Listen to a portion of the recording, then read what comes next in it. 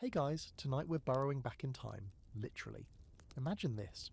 You're somewhere on the American frontier in the 1800s, late fall creeping into early winter, and you've just crossed hundreds of miles in a rickety wagon. Your oxen are tired, your kids are hungry, you're trying to be brave. But here's the kicker. You're not in some warm cabin with a roaring fire. Nope. You're staring out over an endless flat prairie or a rugged rocky hillside, and you're painfully aware that there are no towns, no sawmills, and absolutely no ready-made shelter in sight. And the cold? It's coming. It's not that cute snowflake kind of cold. It's the kind that burns your lungs when you breathe and turns your fingertips stiff within minutes. So, yeah, you probably won't survive this. Before we hunker down and figure out how to not die in a frozen dirt cave, take a moment to like the video and subscribe, but only if you genuinely enjoy what I do here. I put a lot into these sleepy little survival sagas.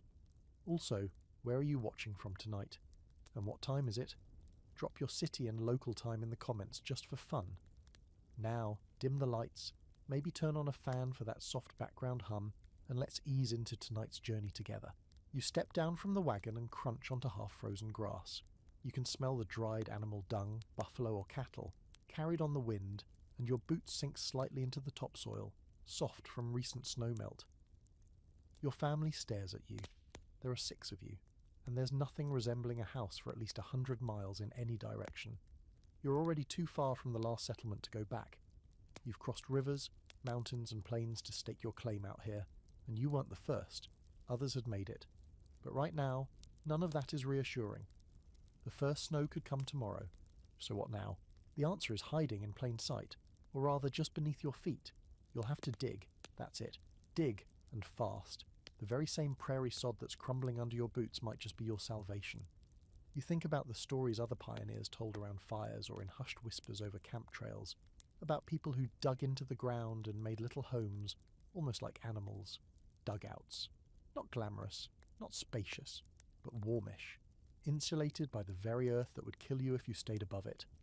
Your first thought is, that sounds like desperation. Your second thought is, I'm desperate. So you get to work. Or, more honestly, you and your family get to work while the sun still offers some warmth. Your hands aren't exactly trembling from frostbite, yet, but you know that will change. The earth is stubborn, clay-thick, half-frozen already in places. You've got a shovel, a pickaxe, maybe a spade, and not much else. Your fingers ache. You curse under your breath because this isn't what you envisioned when you dreamed of owning land. There's no blueprint. There's just trial, error, and sheer will. By sunset, you've managed to scrape out a shallow pit, maybe 4 feet down and 8 feet across. The plan is to go deeper, then widen it. You pick a spot near a rise, something with natural drainage. A slight incline can be the difference between waking up warm or drowned by snowmelt. That's something no one tells you in those romantic pioneer pamphlets. Around you, the prairie glows orange as the sun drops lower. Coyotes yip in the distance. One of the oxen lets out a weary, mournful bellow. The kids are curled up in a pile of quilts, under the wagon, which now acts as the only semblance of shelter you've got. You start to wonder how the heck you ended up out here. Was it hope? Stubbornness? A promise of land and freedom that conveniently left out the part where you might freeze to death in a dirt hole? Still, you keep digging. Because that's what everyone else did. You think of the Swedes and Norwegians who moved west and practically invented the sod house on the plains. Some of them didn't even bother with wood. They stacked layers of sod, those thick, root-tangled clumps of earth, into walls that were surprisingly effective against wind and snow. Others went deeper, straight into hillsides, like prairie dogs, hiding from predators. Only their predators were hypothermia and starvation. Here's something weird. Archaeologists later discovered dugout homes so well hidden, they weren't found again for over 100 years. In some places they were mistaken for ancient caves. One even had shelves made from stacked books, frozen in place like eerie time capsules. One theory? The people who lived in them never left, or they left in a hurry. Maybe the winter got to them before spring did. Or maybe they just wanted to forget what they had to do to survive. You take a break and lean on the shovel. Your muscles are screaming. But as the wind picks up, you feel a bit of hope. The walls you've started digging already cut the wind in half. Down in the pit, it's quieter, warmer, less exposed. It's not a home. Not yet. But it might be one. if you live long enough to finish it. In the end, that's the theme here.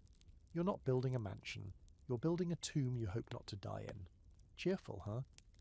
But here's the comforting part. Many did survive. The dugouts, the soddies, the root cellars converted into homes. They weren't just temporary fixes. For some settlers, they lasted through multiple winters. Some even stayed in them for decades, adding improvements bit by bit. Chimneys, wooden doors, glass panes scavenged from broken wagons. One pioneer carved their family's initials into the doorway beam, still visible today. Still, scholars argue over whether this method of survival was strategic brilliance or just chaotic desperation. Some say it's proof of human resilience. Others call it an act of sheer madness, like digging your own grave and deciding to live in it either way it worked. Sometimes, you stare up at the darkening sky, smoke from your campfire curling into the first stars. Tomorrow, you'll finish the hole. Maybe rig up a roof, maybe figure out how to build a fireplace that doesn't choke you in your sleep. But for tonight, you sleep beside it, not in it. Your hands are cracked, your back sore, and your breath is visible in the cold night air. But you've begun. You've dug in. Morning hits before you're ready. Not that you slept much. The cold has a way of slipping into every fold of fabric and curling up beside your spine like an unwanted guest. You woke up 5 or 6 times, each time half convinced your toes had frozen off. Your breath made little clouds under the wagon, and the oxen shuffled in their sleep, sending waves of frost-shimmered dirt down from their hooves. But now the sun's inching over the edge of the prairie, and the air's full of that pale, biting light that offers no warmth, just the illusion of it. Today, you dig or you die. It's that simple. You don't get to sit around dreaming about perfect homes with wood panelling and lace curtains. Right now, your dream home is a 6x8 pit that won't collapse on your head, or fill with water the first time it snows, so you stretch your sore arms, shake out your fingers, and go back to work before your body starts protesting too loudly. You've got a good start from yesterday. The hole is maybe waist deep now, but that's not deep enough. Not yet. You glance over at the others, your partner, already stoking a low fire, the kids still bundled up and not yet whining. You know you've got a few hours of good light before the weather turns, so you pick up the shovel, which is already blunted at the edges, and you start slicing into the earth. Digging into cold ground isn't just hard, it's a conversation with the land. The soil changes as you go down.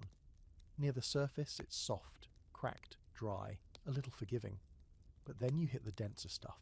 Clay, roots, patches of half-frozen grit that feel like rock. Every foot you go down makes your back scream louder. And let's not even talk about the blisters forming on your hands. You were told this would be hard.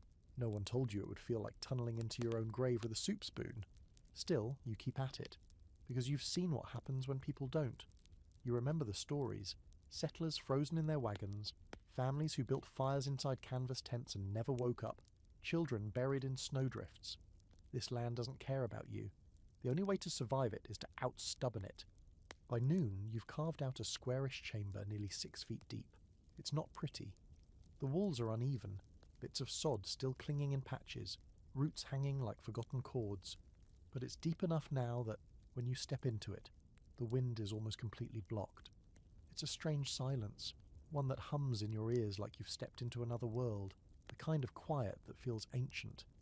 And that's when you start to understand something odd, something fringe. For all the ruggedness and brutality of what you're doing, it's not new humans have been living underground for centuries. From the cave dwellers of Cappadocia to medieval cellars in Eastern Europe, people have always turned to the earth when there was nowhere else to go. You're not inventing something, you're remembering it, instinctively. Some historians believe this instinct to burrow comes from deep ancestral memory, that we're hardwired, like animals, to seek the protection of the earth when we're threatened. Others say it's just pragmatism. You go underground because it's the only insulation you can afford.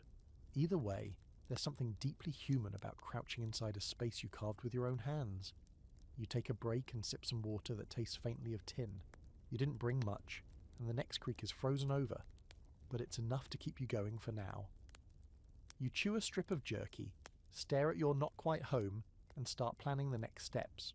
You'll need shelves, small ones, maybe made from flat stones or scrap wood.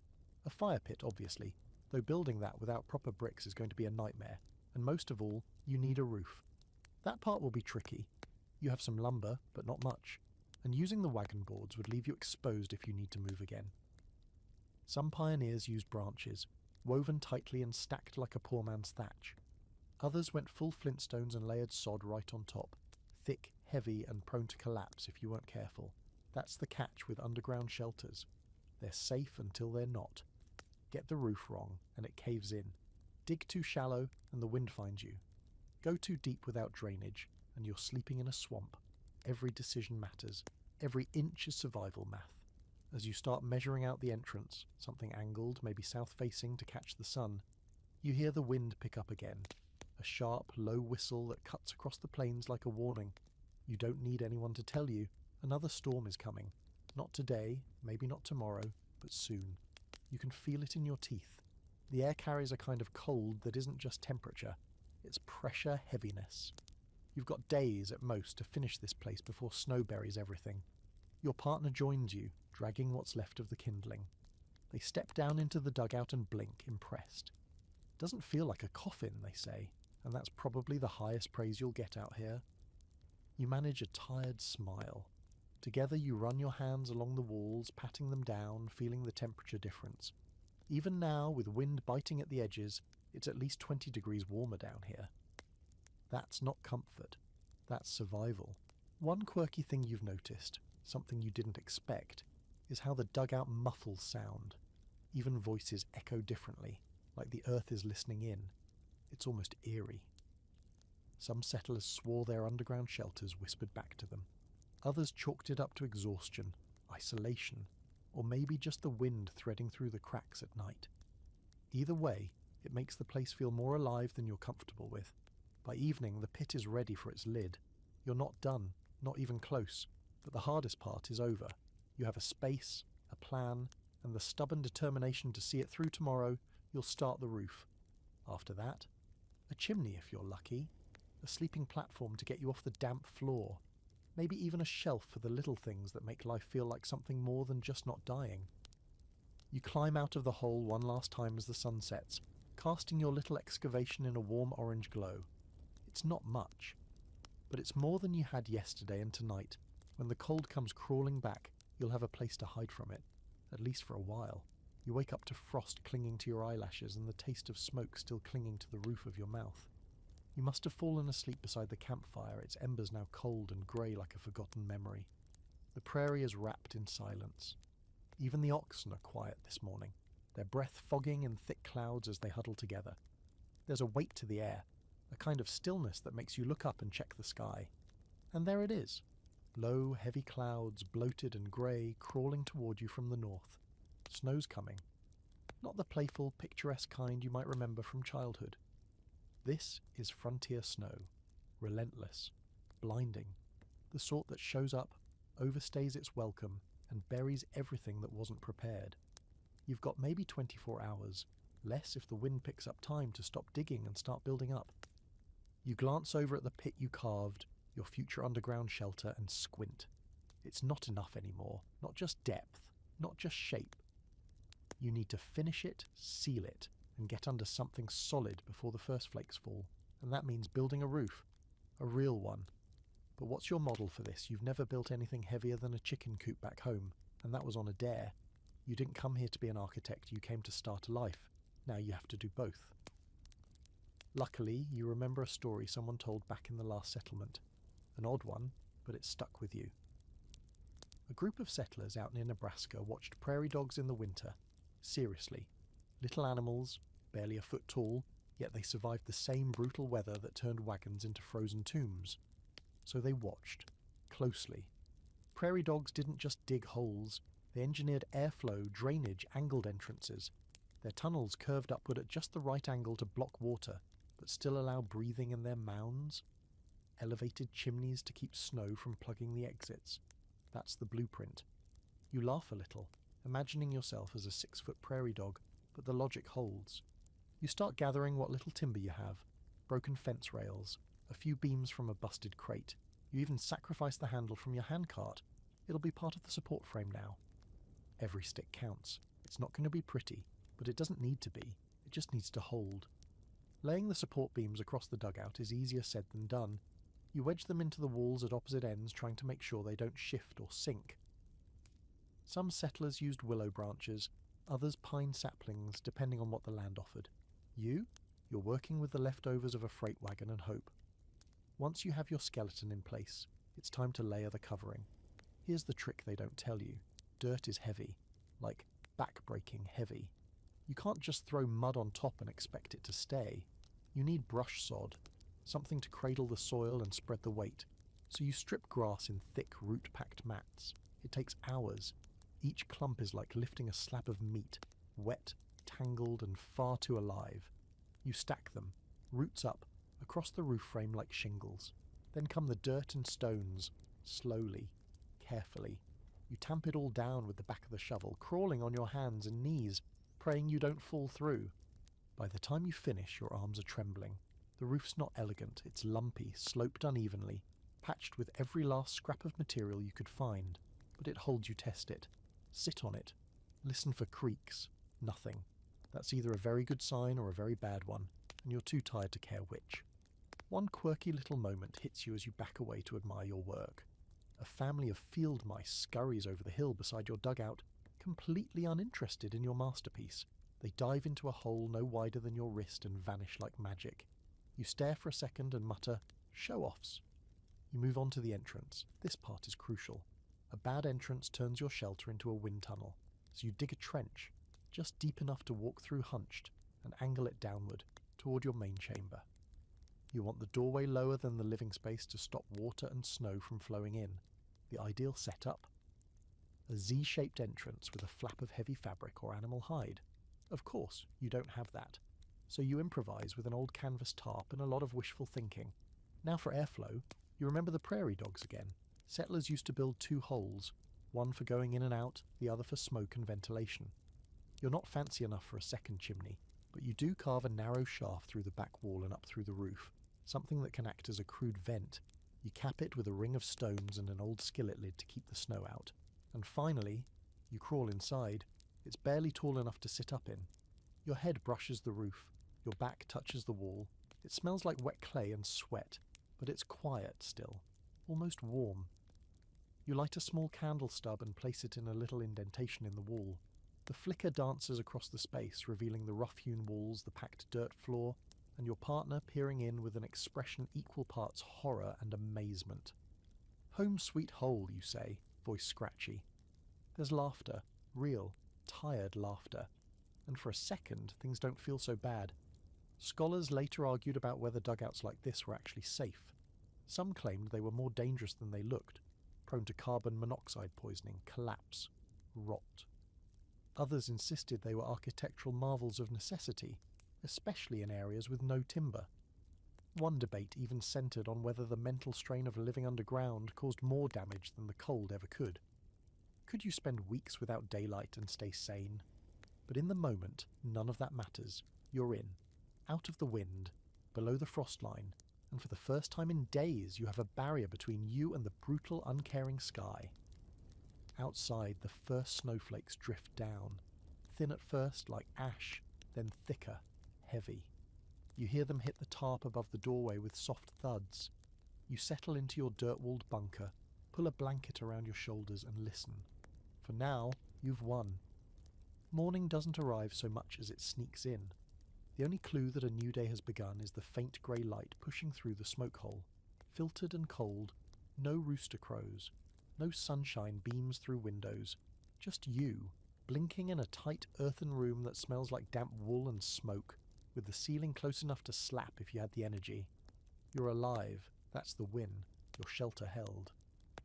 Through the night, snow fell hard, thick enough to bury the wagon's wheels and smooth the landscape into a white, endless hush. But inside your dugout, still above freezing, a small miracle. The walls did their job, and the roof, wobbly, sad-looking thing that it is, didn't cave in. Not even under the weight of a foot of fresh snow. You almost want to name it. You sit up slowly, feeling every muscle argue. Your shoulders feel like they've been kneaded by a particularly angry horse. The ground beneath your bedroll is stiff, cold, and unyielding. But hey, it's better than open prairie. You run a hand along the wall beside you. The clay is firm and cool, faintly textured, and surprisingly dry. You built this, with your hands, in less than 3 days, out of sheer panic and necessity. Time to inventory what you've got left.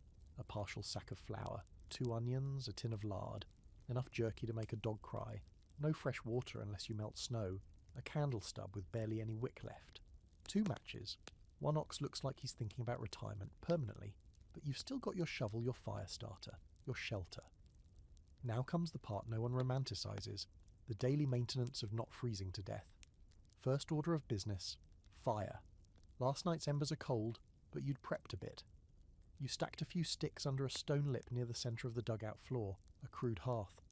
You're starting to figure out how to keep smoke from suffocating you, mostly by trial and error. You crack open the smoke hole and wave your hand through it to check for airflow. It's pulling just enough. With fingers still stiff, you build a tiny teepee of kindling, lay in a dried pine cone and strike one of your matches. The spark catches flame blooms. It feels like lighting a tiny sun. The warmth spreads slowly, lazily, like a dog stretching after sleep. In the dim flicker, your shelter looks almost cozy, almost. Outside, it's a different story. You crawl up the entrance tunnel, brush aside the canvas tarp, and peek out into a world of white silence. The snow muffles everything. No wind, no birds, just the sound of your own breath, and the gentle, unsettling crunch of your boots in powder as you test the area. And now the grim part hits. How long will this snow last? How many days trapped in that hole before you start naming the dirt clumps on the wall? A lot of early settlers couldn't make it through their first winter because they underestimated just how long it would stretch. Weeks of snow. No roads, no help. Just you, your food stash, and a whole lot of nothing. You start gathering snow into a pot. It's going to be your water for the next few days. You melt it slowly back inside, over your fragile fire, and it hisses as it turns from solid to steam to warm liquid. You pour it into a tin mug and hold it like it's a rare delicacy. It tastes like iron and air and survival. Not quite coffee, but your brain doesn't care. Later that morning you sit near the fire with your back to the wall, carving a chunk of dry wood into something vaguely useful. You're not a whittler by trade, but idle hands are dangerous hands when you're stuck underground. You try to make a spoon. It ends up looking like a deranged question mark. Still, better than sticking your fingers into hot porridge, which might be dinner tonight if you're lucky. And speaking of porridge, you pull together your sad collection of ingredients. A pinch of flour, some melted snow, and a dab of lard go into your battered pot. You stir over the fire with the back end of your knife, which is exactly as sketchy as it sounds. But eventually it thickens. The smell isn't good, but it isn't bad either. Just neutral. Settler flavoured. A pioneer classic. You eat slowly, feeling the warmth spread from your stomach outward. For the first time in days, you're not in motion. You're still, waiting. And that's a dangerous shift. You start noticing things, like how the corner where you sleep is a bit damper than the rest, or how the ceiling's sagging just a tiny bit more than it did last night. You hear the wind starting again outside, gently at first, then louder, scraping across the snowpack above you. And then something happens you didn't plan for: boredom. Turns out, once you're no longer actively freezing, you have time to think, time to worry, time to realise how claustrophobic it really is in here. You start noticing every creak of the roof, every whisper of dirt settling behind your ear. One pioneer's journal described it as living inside a grave and daring it to close in on you. Sounds dramatic, until you feel it too. There's a reason some people swore these shelters were cursed. One couple, according to a fringy little oral account passed down in Kansas, claimed their dugouts sang to them at night. Soft, eerie harmonies coming through the smoke hole. They said it was just the wind, or maybe the snow shifting. But after a few weeks, they were convinced the house was trying to keep them there. They moved out the second the thaw hit, never looked back. Some say they moved into town. Others say they walked into the prairie one morning and never came back. Scholars laugh at those stories, of course. They say it's cabin fever, hypothermia, isolation. But still, you hear enough wind moan through a hole in the ceiling in the dark, you might start hearing voices too. You shake off the weirdness and focus on tasks. You reinforce the walls with more packed mud, rearrange the firestones, mark the days on a scrap of wood. You do what people always do when there's nothing left to do. You make routines. Wake up, stoke the fire, melt snow, Fix a leak, carve a spoon. Try not to think too hard. Try not to listen too closely when the wind changes pitch. Night comes fast in winter. You didn't see the sun, but the light fades all the same. You feed the last scraps of kindling into the fire, wrap yourself in a blanket and lie down on your scratchy bedroll. The earth breathes around you, quiet, slow and constant. You close your eyes and you wait. The next morning begins without sunlight. Again. But that's the routine now. You wake in muted greyness, the kind that feels like the world forgot how to turn on its lights. Your breath is visible, even with the fire smouldering, and the walls feel a little closer than they did yesterday. It's quiet outside. Too quiet. That heavy, smothered kind of silence that means snow's still falling, slow and thick. You're buried a little deeper today. You press your palm against the earthen wall, still solid. No water seeping through. A good sign. You climb the tunnel and push at the tarp covering the entrance. It resists at first, then gives way with a wet crackle. A foot of new snow collapses inward. You push it aside with a grunt and poke your head into the winter morning. It's a white void. The world has been erased. No horizon, no sun, just the shifting texture of snow and sky, and the muffled sounds of your own breathing. It makes you feel small, in a way that's not entirely unpleasant, just humbling, like you're an ant under glass.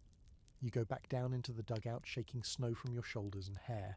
You light the fire again, careful to conserve your kindling. The pile's low, too low. You'll need more soon. That means going outside, braving the white. You sigh. Because of course it does. That's the reality now. Everything comes at a cost, even warmth. After a slow, gritty breakfast, melted snow and the last pinch of cornmeal, you gear up. Coat, scarf, extra socks layered inside worn boots. The cold hits you like a slap when you emerge. It's not angry, just sharp. A quiet predator. You walk a short loop around your shelter, checking for structural damage the roof's holding. A little sag near the centre, but nothing urgent. You grab your axe and head toward a patch of brush you noticed before the snow fell. With luck, something there didn't get completely buried. As you wade through the drifts, you start thinking about soil. More specifically, how the type of ground you've chosen has been both a blessing and a curse. You didn't think about it at first. You just picked a spot and dug. But now you're learning. Fast. Loamy soil, rich with organic material, is a dream to dig but a nightmare when it rains. Sandy soil drains well, but your walls collapse if you so much as look at them sideways. And clay's a strange beast, hard as stone in the cold, sticky and impossible when wet. But if you're lucky, you get a mix, what early homesteaders called prairie gold, firm enough to hold shape, porous enough to breathe. You figure your current shelter is somewhere between loam and clay. That explains why the smoke hole isn't dripping yet, and why the walls haven't started crumbling, but you've seen others fail. On the trail west, there was that family from Indiana. They'd built their dugout in sandy ground near a dry creek bed. Looked fine at first, until the first thaw came. The walls gave out in the middle of the night. Their shelter turned into a mudslide. They were lucky to escape with their boots. You find the brush pile under a drift, thankfully not frozen solid. The twigs snap easily, and you fill your arms with as much as you can carry. It's not enough, but it's a start. As you walk back, you catch sight of your own tracks from yesterday, already softened by fresh snow, like time trying to erase you. Back inside, the dugout feels warmer now. That might be your body playing tricks on you, but you'll take it. You lay the new kindling near the hearth to dry. It smells like sap and frost, clean, earthy. You think about collecting more later, maybe even digging a small trench near the entrance to store emergency firewood. If the snow gets worse, you won't be able to forage every day. Settlers used to call this the second build. The first build is the panic shelter. Just dig fast, roof it, survive. The second build is when you start thinking like someone who plans to stay alive long enough to regret it. You reinforce walls, add shelves, carve out niches for storage. One woman you met weeks back said she used hollow gourds as canteens, sealing them with wax and hiding them in the walls of her shelter. Clever. If you ever find a gourd again, you'll steal the idea. As the fire catches, you sit back against the dirt wall and let yourself breathe for a moment. The dugout is ugly, cramped, damp in spots, but it's yours. And in some bizarre way, it's starting to feel like a place, like something more than a panic cave. You even start to notice the little details, the faint layers in the soil like pages in a book, tiny insect tunnels fossilized in the clay, the way the firelight plays against the craggy surface. It's not beautiful, but it's real. And just when you start to think you're adjusting, you hear something. A groan. It's deep, low, and comes from overhead. You freeze, then listen harder. Nothing, just wind. But for a second it felt like the roof shifted, like the earth settled a little too much. You check the support beams, still solid. No fresh cracks, no leaks. Probably just snow sliding off. Probably. Still, you can't help but think of the stories, the fringe ones.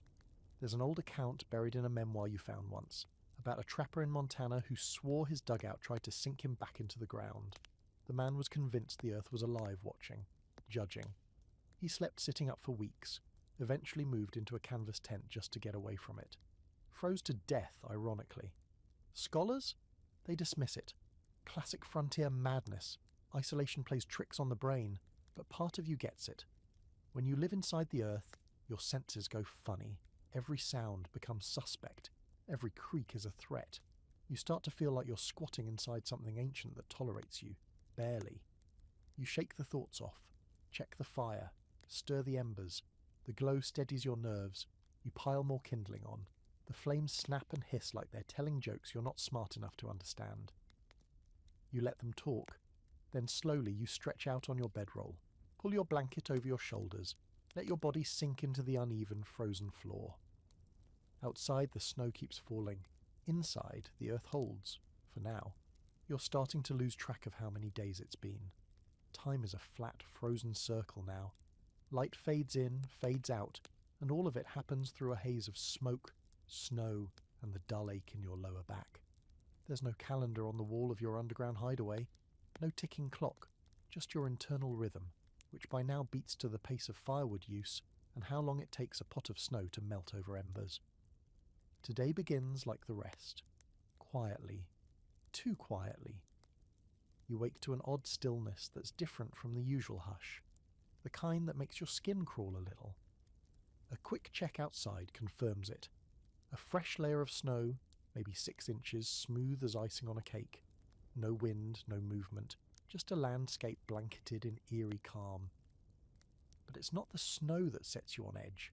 It's the air. There's a wetness in it today. A subtle softness to the cold that feels wrong. You look up toward the clouds and realize what it means. A thaw. That soft, deceptive warmth that pioneers learn to dread. It tricks you into thinking the worst is over. But often it's the beginning of a different kind of trouble, because when the snow melts and the air turns wet, your carefully dug hole in the earth can suddenly become a bathtub. Or worse, a grave. Back inside, you eye your walls suspiciously. They seem fine, but you know better. One good soak and they could turn to sludge. You start clearing drainage channels outside, little ditches sloped away from the entrance. You do it fast, breath huffing in clouds, body half frozen and half panicked. You've heard stories. One family, up near the Dakota border, was found drowned in their own dugout, when a sudden melt funneled water straight through their entrance tunnel. They never even made it to the door. You dig deeper, pack snow along the sides of the channel, to form makeshift walls. Your fingers sting from the wet. You scoop out slushy ice with a tin cup and toss it as far away as you can. It's messy, miserable work, and it's not even guaranteed to help. That's the curse of elevation on the frontier. Pick the wrong slope, and you might as well be living in a puddle. Pioneers who built into hillsides had better luck water ran off. Heat stayed in. But if you built on the flat, and the ground underneath turned to sponge, it didn't matter how nice your roof was. It was game over. You start to think back to when you chose this spot. It seemed good. A little rise. Not quite a hill, but higher than the wagon tracks. Still, maybe not high enough. You trudge back inside, boots soaked, coat heavy with meltwater. You hang everything by the fire, watching the steam rise off it in ghostly curls. The inside of your shelter is still dry. Mostly. A few darker patches near the floor, but not spreading. Yet. You breathe out slowly and lean against the wall, feeling the cold clay beneath your palm. It's strange.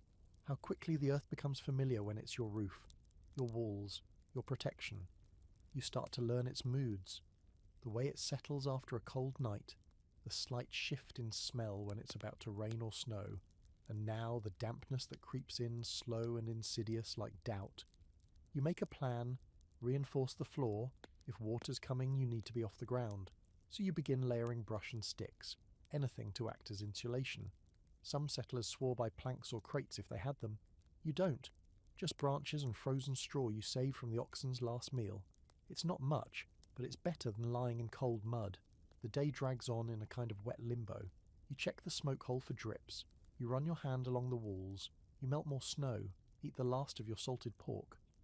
Every now and then, you hear the slow drip of meltwater outside, like a faucet somewhere in the sky just turned on. Evening comes without warning. The light fades fast, swallowed by thick cloud cover. You build your fire higher than usual, even though it burns more fuel.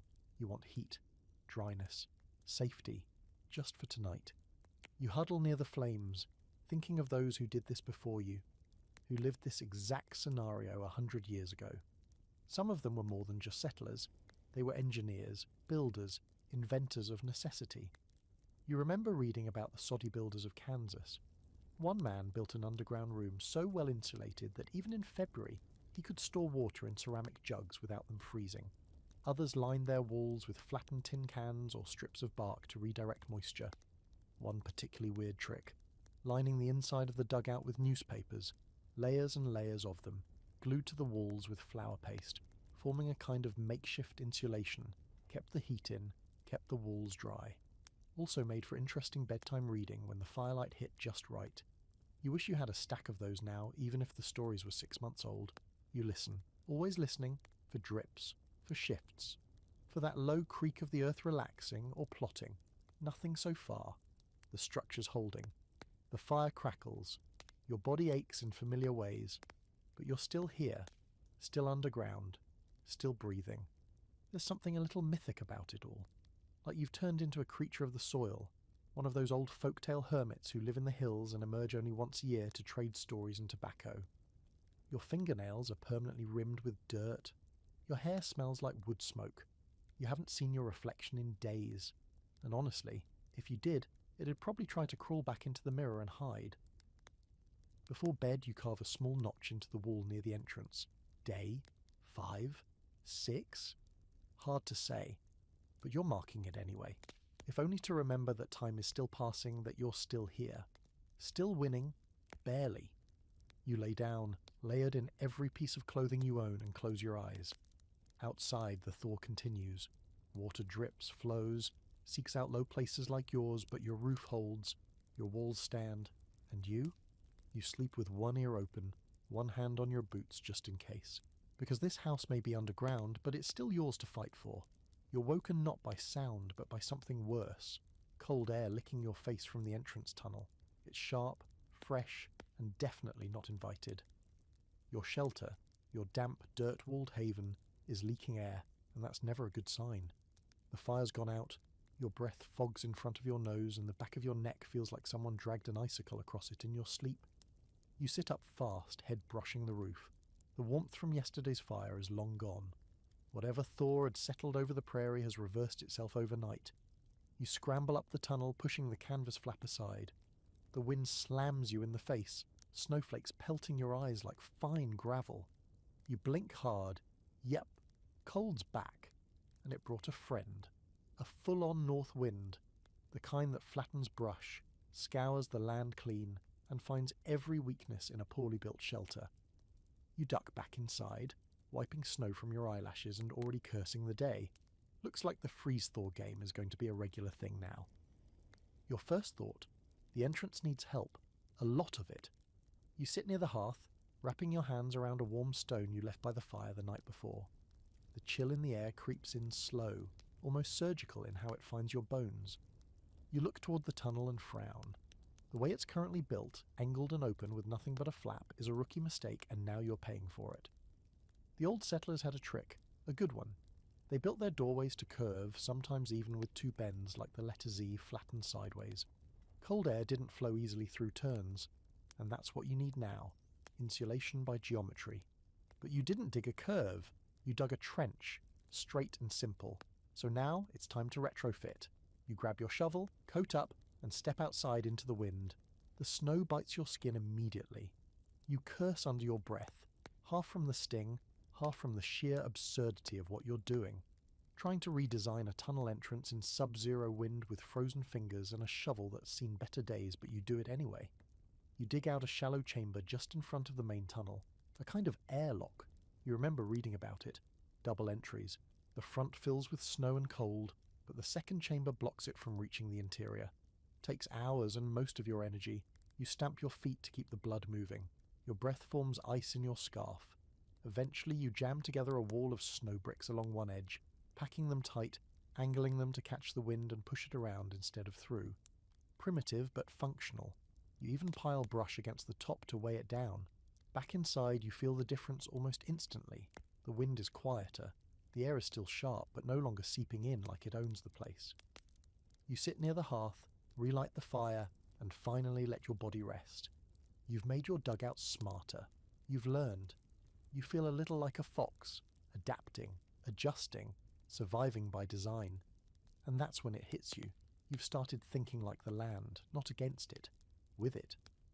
Your first few days were about resistance, trying to hold back the cold, the snow, the dark now.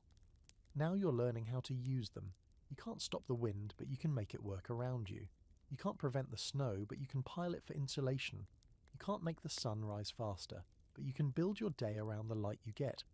You're not beating nature. You're negotiating with it. Your partner joins you near the fire, wrapped in every scrap of wool and flannel they own.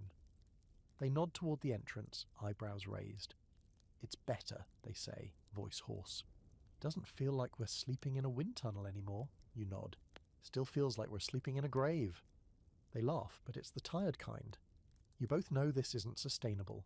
You need food, wood, water that doesn't come from boiled slush. But at least the dugout, the structure, is holding up. You've made it smarter, stronger, and in this place, that's something. You pull out your carving knife, really just a broken piece of steel ground against a stone, and start working on a door peg, something to hold the tarp tighter. Your hands are clumsy, fingers stiff, but it's work. Work is what keeps you from sitting still too long. Settlers used to say the cold didn't kill you, stillness did. The moment you stopped moving, stopped improving your odds, the cold took its chance. One strange story comes to mind. A German homesteader out near Wyoming supposedly built his entire dugout with a 3-part entrance system. First chamber for gear, second for sleeping, third for livestock. All underground, lived there for 5 winters with barely a scratch. Some say he used straw bale walls inside the entry tunnel to trap heat. Others claimed he packed it with manure, which, as horrible as it sounds, actually generates warmth as it breaks down. Pioneers weren't above survival-grade creativity. Historians still argue whether those methods were genius or just desperate improvisation. But hey, who says it can't be both? As the sun fades, what little of it you get, you secure the new entrance, pile up the snow bricks, and crawl back into the dugout. The fire's holding steady. The space feels protected, less like a hole in the ground and more like a proper den. You even consider digging a side alcove tomorrow, something for storage, maybe a shelf, a cold pit for food. You're starting to think like a person who plans to stay alive. And oddly enough, you're starting to appreciate the logic of this whole underground thing. Above ground is chaos. Wind, snow, visibility gone. But down here is order. Heat rises, cold sinks, walls insulate. The earth holds a steady temperature, not warm but stable.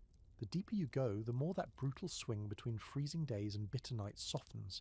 It's like tapping into the planet's thermostat. You crawl into your bedding, the fire's warmth brushing your face, and feel a strange sense of pride. You improved the shelter today, solved a problem, beat the wind at its own game. For a moment you even allow yourself the smallest of luxuries, imagining spring, green grass, dry boots, sun on your face. The idea of standing on top of this very spot one day, the dugout collapsed or buried or forgotten, and thinking, I lived down there, and I made it. But that's for later.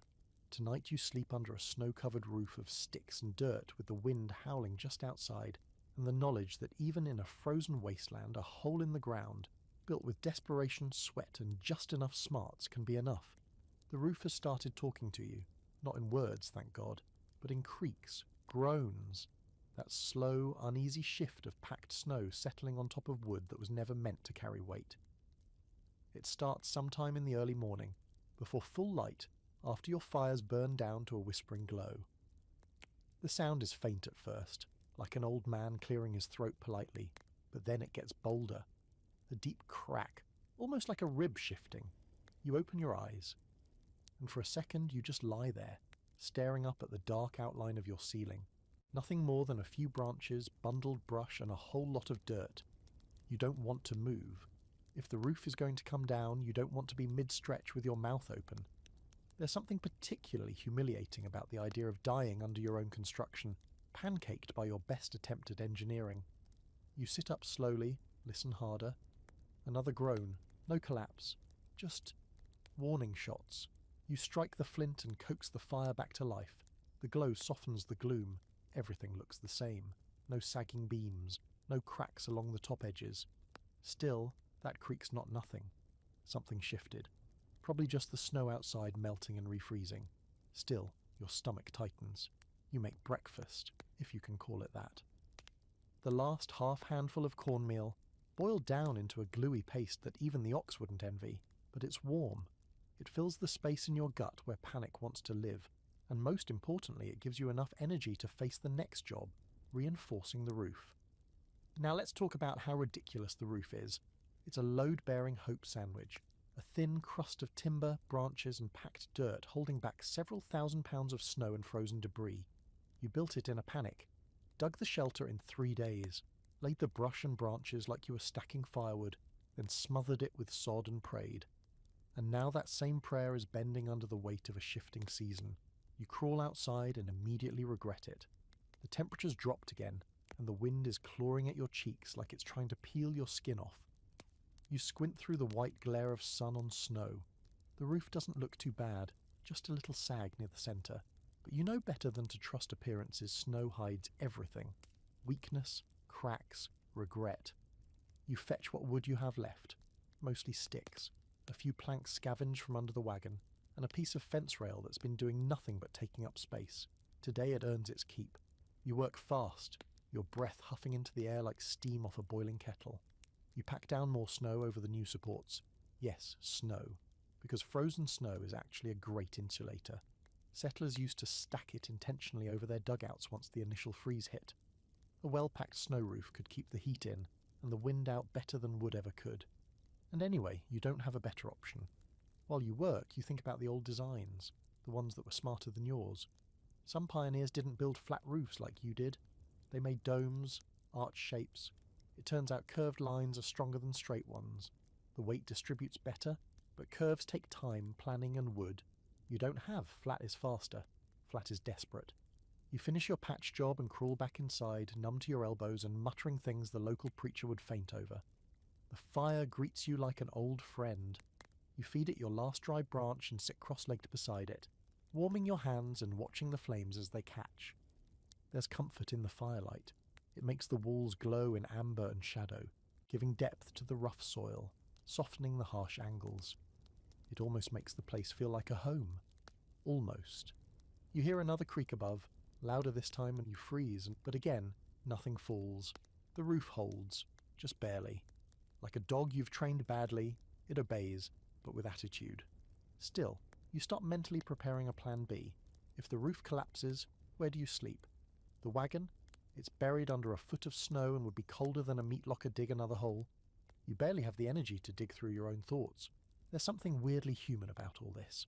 All through history, people have built just good enough shelters, patched them, propped them, prayed over them, earth homes in Mongolia, pit houses in the Arctic, lava tube dwellings in Iceland, all of them pressed into the land like blisters, trying to stay alive by going low instead of high. There's an odd dignity in that. You think about those people now, not just as historical trivia, but as comrades. They all built roofs just like yours, maybe better, maybe worse. Then there's the fringe theory that some of these early shelters were never meant to be temporary. A few researchers argue that certain pioneer families preferred the dugout long term, even after the first winter. Why? Because they were more comfortable than cabins, better insulated, easier to heat. You think about that. Could you live like this for years? Digging deeper rooms, building out sideways, adding shelves, windows made from glass bottles, maybe even a chimney built from bricks if you could ever afford such a luxury. Maybe if you had to. You spend the rest of the afternoon inside, reinforcing the beams with tension sticks, wedged diagonally from the floor to the roof. A bit of a hack, but it works.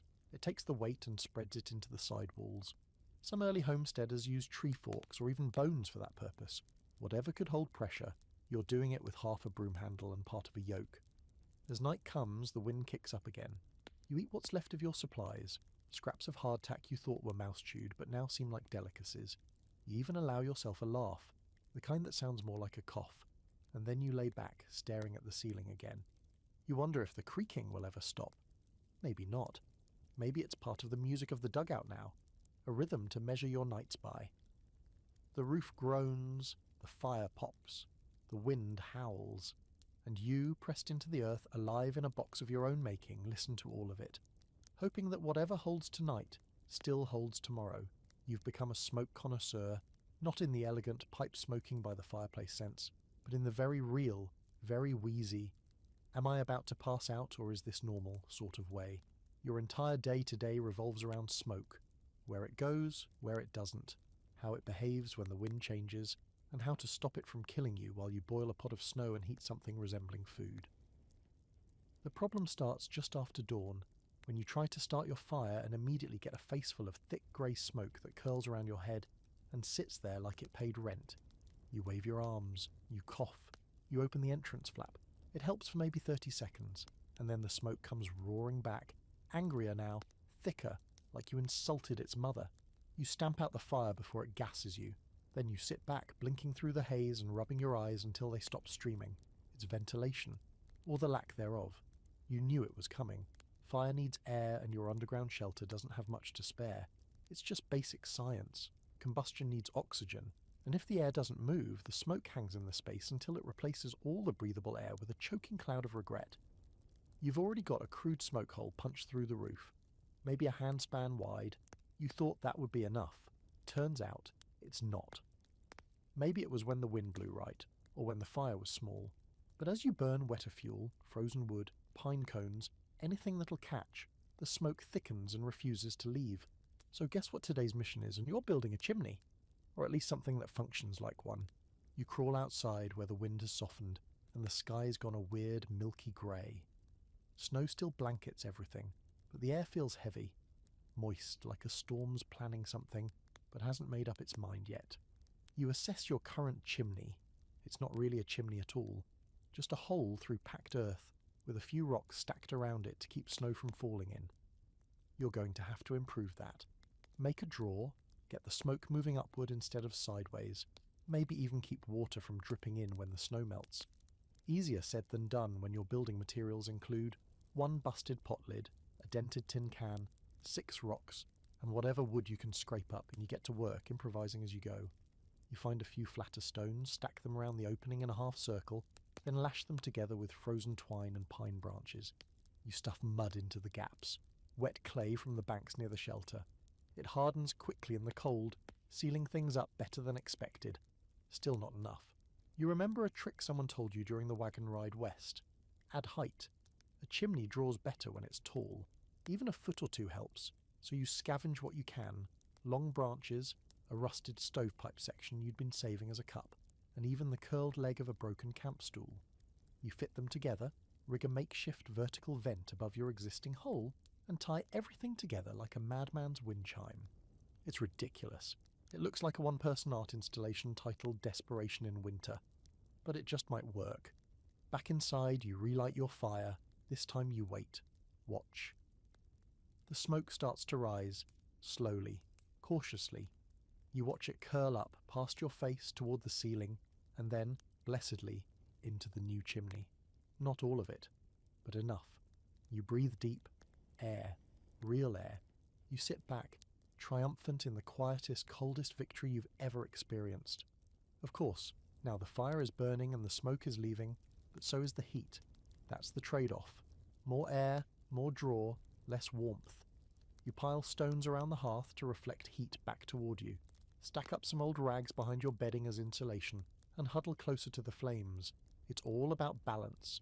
Smoke that doesn't kill you, heat that doesn't leave, and oxygen that doesn't run out. This is the line pioneers walked every day. Some dug their shelters so deep they couldn't get a fire going at all. Smoke would just fill the chamber. Others built chimneys out of sticks and mud, hollow logs, even packed snow.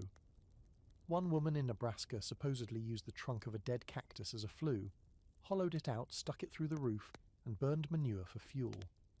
Her neighbours called her crazy, until their own shelters started filling with smoke and they copied her setup. You think about her as you poke the fire, watching sparks curl upward into your homemade vent. There's a strange solidarity in it. All of you, across time, building absurd contraptions out of what you can find, just trying to survive a few more nights underground.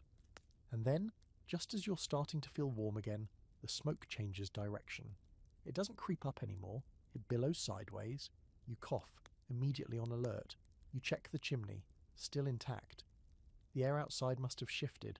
That's the thing with makeshift flues. They're moody. Sometimes they work. Sometimes the wind reverses and dumps the smoke right back into your face.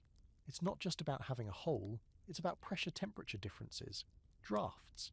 This is frontier thermodynamics, and you're learning it one lungful at a time. You adjust the tarp over the entrance, open the flap a little to create a cross breeze. Slowly the smoke finds its path again, rising, pulling, behaving. You sit back down, exhausted. But you're also, dare you say it, proud. This is your shelter. You dug it.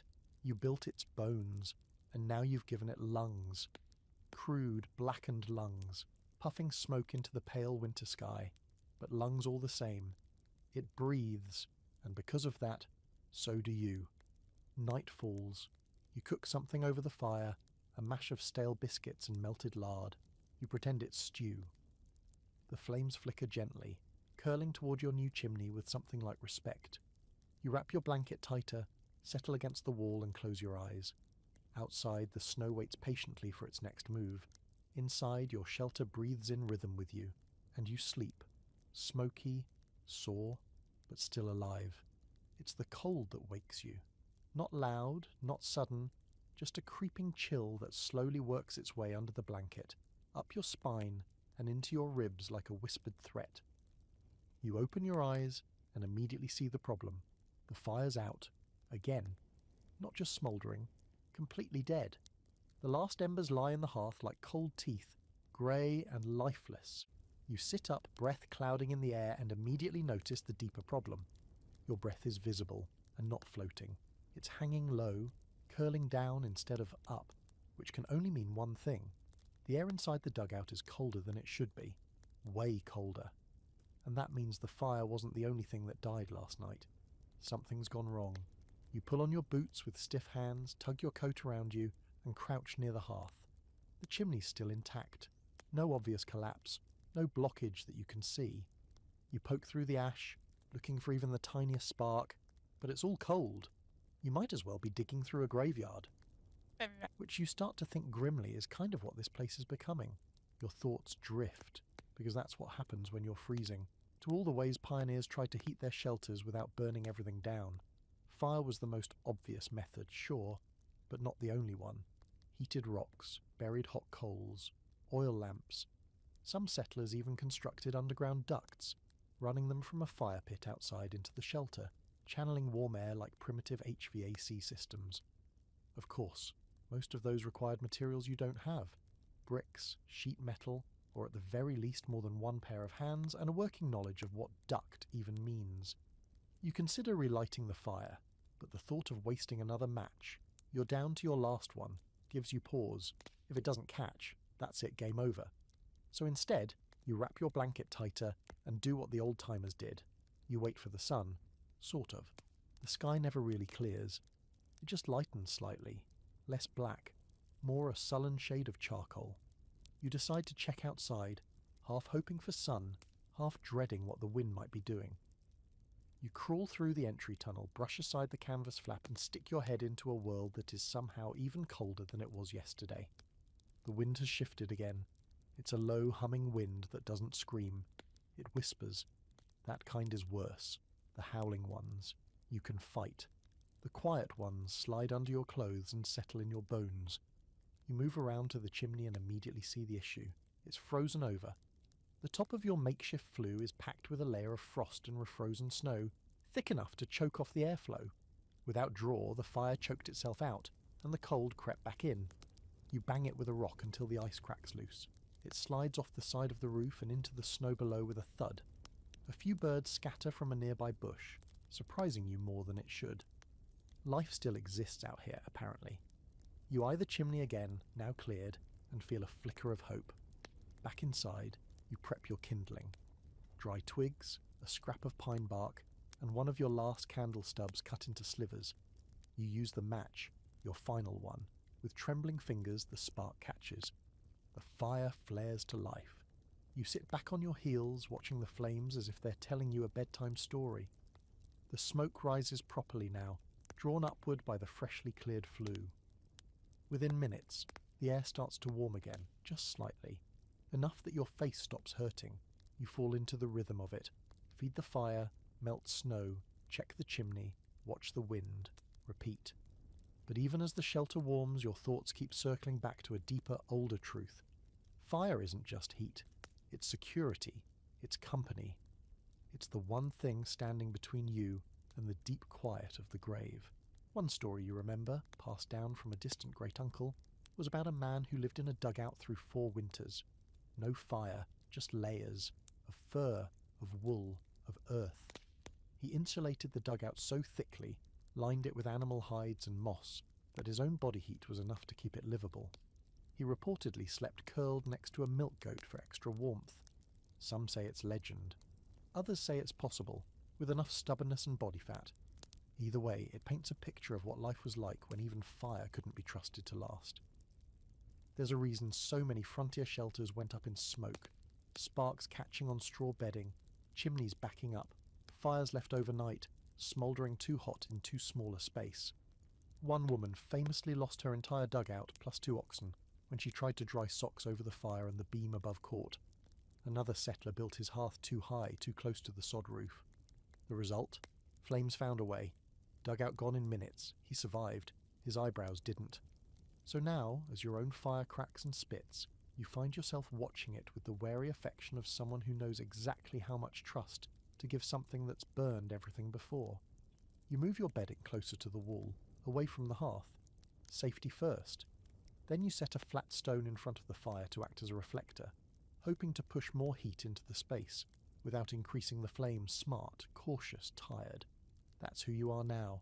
The hours pass slowly. You carve a hook from a bit of scrap wood, something to hang a wet sock on. You wrap your boots in canvas to stop the soles from freezing to the floor. You use a bit of old cloth to tie around your neck like a scarf. Everything now is about reducing loss. Heat, energy, sanity. By evening, the fire's still going, and the shelter feels almost livable again. You curl up under your blanket, hands tucked into your sides, watching the shadows flicker across the dirt walls, and then the smoke hole creaks. Just once, a soft pop. You tense, waiting. But nothing else happens. It's like the earth is breathing again, steady even, quiet. You close your eyes, firelight warming your cheek, and sleep comes slowly, wrapped in the smell of ash and clay. By now, your standards for comfort are so low they've tunneled under the floor and kept digging. A flat patch of dirt. Luxury. A night with only mild frostbite. 5 stars. A bowl of something warm and vaguely edible that doesn't crunch unless it's supposed to. Michelin tier. And yet, somehow, the most pressing daily challenge isn't building or firewood or even food, it's sleep. Or more specifically, sleeping in a damp hole without slowly losing your mind. The floor, despite your best efforts, is never quite dry. You've lined it with straw and sticks, even heaved in a slab of bark to use as a sleeping board, but moisture has a way of finding you. It rises from the soil, seeps through the edges. It settles into your clothes, your bedding, your bones. You wake every morning feeling like a half-buried log, cold, stiff, and growing things you'd rather not think about.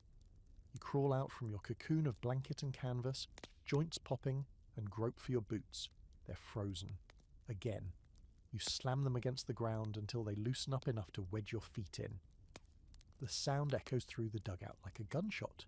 You laugh. One of those brittle, sleep-deprived laughs that sounds like it could go either way.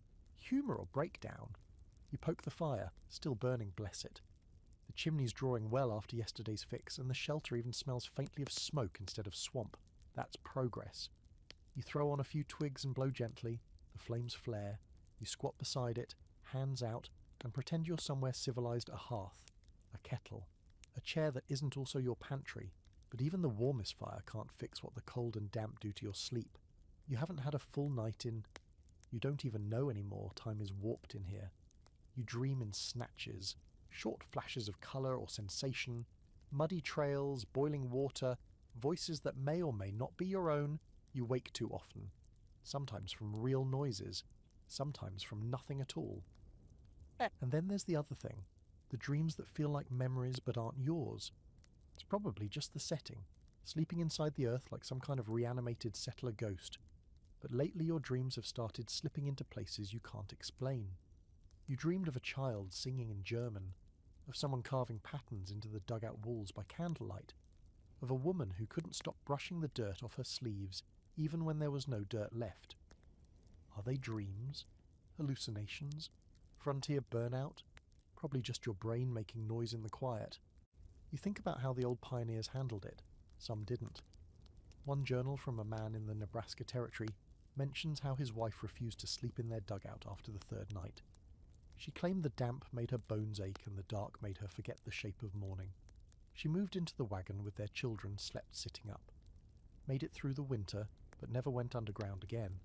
Others doubled down, lined their walls with tarps, dug trenches beneath their bedding to divert moisture, even built raised platforms from brush and timber. You consider doing the same. A raised bed, even a few inches off the ground, could help. You grab your hatchet and start eyeing your remaining supplies. Some poles, a few broken branches, nothing elegant. But it doesn't have to be pretty. It just has to hold you. The rest of the day is spent building a platform against the back wall, about a foot high, lashed together with twine and desperation. You use everything: tent poles, a bent wagon spoke, even the paddle from a cooking pot. It takes hours, but by sunset you've got something that vaguely resembles a bed frame. You toss your bedding onto it and sit, testing it gently. It holds, no squish, no dampness, and you're off the ground. It feels unnatural, like floating. You reward yourself with the last bit of lard melted into snow water. It's more drink than soup, but it's hot, and that's what counts. That night, when you climb onto the platform and lie down, the difference is immediate. The air feels warmer up here. The smell of mould is fainter. The cold doesn't press into your back like it used to. You stare at the ceiling and wait for the dreams. They come, but not the old ones. This time it's something new. A firelit room, larger than your dugout, lined with shelves and bundles of dried herbs. A woman speaking softly in a language you don't recognize, her fingers tracing a pattern in the dirt floor. You wake with a start. No noise, no reason, just that uncanny sense of being watched. You sit up slowly, heart pounding, and scan the room. Nothing, just your shovel in the corner, the fire still glowing, the silent weight of the earth around you. You rub your eyes and lie back down, pulling the blanket tighter. Scholars debate whether sleep deprivation or isolation is more dangerous in these situations. Some claim the lack of sensory input, no sunlight, no varied sounds, can cause mild hallucinations within days. Others argue it's the sleep interruption that pushes people over the edge. When your brain can't rest, it starts inventing things to stay occupied. Sounds, faces, stories. That's how the ghost tales were born. People in dugouts for too long, listening to the wind too closely. You're not there yet, but you can see how someone could get there, easily. Still, the raised bed helps. You get your longest stretch of sleep in days, almost 4 hours without waking. You feel human again. Not totally, but enough to remember that sleep isn't a luxury, it's survival. In the morning you sit beside the fire, sipping hot snow, and realize something both beautiful and a little terrifying. This dugout isn't just a shelter anymore, it's becoming your home, and that means you've already surrendered something. The moment you climb out of the dugout, you feel it. Not the cold, that's constant by now, a second skin, but something deeper, stranger. The air is still, too still, as if the world has paused mid-breath. The snow beneath your boots doesn't crunch the way it usually does. It creaks, like it's thinking. You turn in a slow circle, scanning the horizon. Everything's white, everything's frozen, everything's quiet, and yet, somehow, you know. The storm's coming, not the scattered flurries or icy wind you've already endured. This is the kind they wrote about in letters home, when the sky goes yellow-grey and the snow falls sideways, when oxen vanish in the white and whole cabins disappear under drifts, a true winter storm. And it's not days away, it's hours. You crouch at the roofline inspecting the sod. It's held so far, amazingly, really. But now you don't trust it, not with what's coming. You press your glove against the frozen surface, feel the brittle edges, the way the dirt shifts under the weight of snow. You'll need to reinforce everything. Roof, walls, entrance, all of it. Back inside, the shelter feels warmer than usual, not by much, but enough that the condensation on your breath doesn't linger. That's the earth working in your favour. Temperatures underground, even a few feet, stay relatively stable compared to the chaos above. It's a slow change, a sluggish rise and fall. While the world outside turns violent, your dugout stays in its own little climate bubble. Cold, yes, but predictable, survivable. That's the secret no one tells you. The earth is your blanket. You start fortifying the entrance first. You pack snow around the frame, making a tight seal to block the wind. You wedge sticks vertically along the inside walls and lash them together with twine to form a skeletal brace. Then, from the inside, you stack every spare blanket, coat and piece of fabric you own against the door flap. It's not elegant, but when the storm hits, that flap's the only thing standing between you and the wind clawing down your tunnel like a hungry thing. Next, the roof. You crawl up again, carefully this time, and press down on the weak spot that creaked 2 nights ago. Still holding, but barely. You pile more snow on top, pressing it down, shaping it. Counterintuitive, sure, but it works. Snow, when packed and frozen, insulates like wood never could. The settlers who lived through prairie winters figured that out fast. They'd stack drifts against their homes on purpose, walling themselves in, using winter's worst weapon as armour. You remember hearing about one family in Minnesota who sealed their dugout so completely with snow they didn't see daylight for 12 straight days, lived by candlelight, ate dried beans and salted venison, claimed they didn't even get cold until day 10. When the thaw came, they stepped outside blinking like moles, eyes squinting in the sun. Back inside, you turn your attention to the interior. You add more sticks to your raised platform, lash on extra bark to widen it. You line the underside with straw to trap warmth. Then you rearrange the fire pit, slightly off-centre now, with stones stacked higher on one side to reflect heat toward your bedding. The chimney, so far, is drawing beautifully. No backdraft. No smoke curling along the ceiling like before. The air smells like ash and damp wool. You've stopped noticing the stink of it. It's just part of the shelter now, like the carved initials in the wall from your first night here, or the spot where you always bump your head if you stand too fast. The dugout has become a place of rituals. Firewood goes here, bedding there. Snowpot always to the left of the fire, never the right, or it tips. Your body has mapped every inch, every groove in the wall, every sound it makes as it settles. And then, just as you're adding another log to the fire, it begins. It doesn't start as a howl. That would be too theatrical. It begins as a low hum, almost a vibration, like the prairie itself is groaning beneath the snow. Then comes the hiss, wind sliding across frozen ground, curling under the door flap, tasting the seams. Finally, the roar, like 1,000 wolves in unison. The walls of the dugout don't shake. Not exactly, but you feel the pressure drop. A deep tug in your chest. The storm has arrived. You sit near the fire, listening. The sound of it outside is relentless. Wind striking snow, snow striking the earth, the occasional crack of something large giving way in the distance. Maybe a tree, maybe a roof. You won't know until it's over. You imagine the wagon half buried by now, your tracks gone, any sign of you out here erased. And yet, you are here, safe, underground, still breathing. This is where earth insulation becomes more than just a clever idea. It's survival. The thick clay walls hold heat like a slow exhale. They don't let the wind through. The snowpack on the roof acts like a second skin. It muffles the roar, traps warmth, makes your little box of dirt into something closer to a cocoon. And you feel it. The difference between exposure and enclosure. Some settlers used to joke that the only reason they survived was because their shelter was so ugly, even the storm didn't want to come in. Others swore by the physics of it. They'd measure the inside temperature with a hand on the wall. One homesteader in Kansas claimed his dugout stayed a steady 45 degrees all winter, warm enough to keep bacon from freezing, cool enough to keep milk from spoiling. Of course, he also died choking on a biscuit, so maybe his shelter was better engineered than his chewing habits. You think about heat now in real terms. A body, at rest, generates around 100 watts. Multiply that by 2 people, and you've got a literal furnace, slow and inefficient but constant. Every blanket, every wall, every inch of the floor works to trap that warmth. Every time you exhale, the dugout gets a little warmer. It's absurd and beautiful all at once. Outside, the wind screams harder. You hear the flap at the entrance rattle once, then go still. Snow's probably sealed it, which is good, mostly, unless you need to get out. Still, you're oddly calm. You light a candle, place it on a rock ledge by your bed. The flame barely flickers. That's how stable the air is in here now. That's how insulated you stare at it for a while, watching it move like it's breathing with you.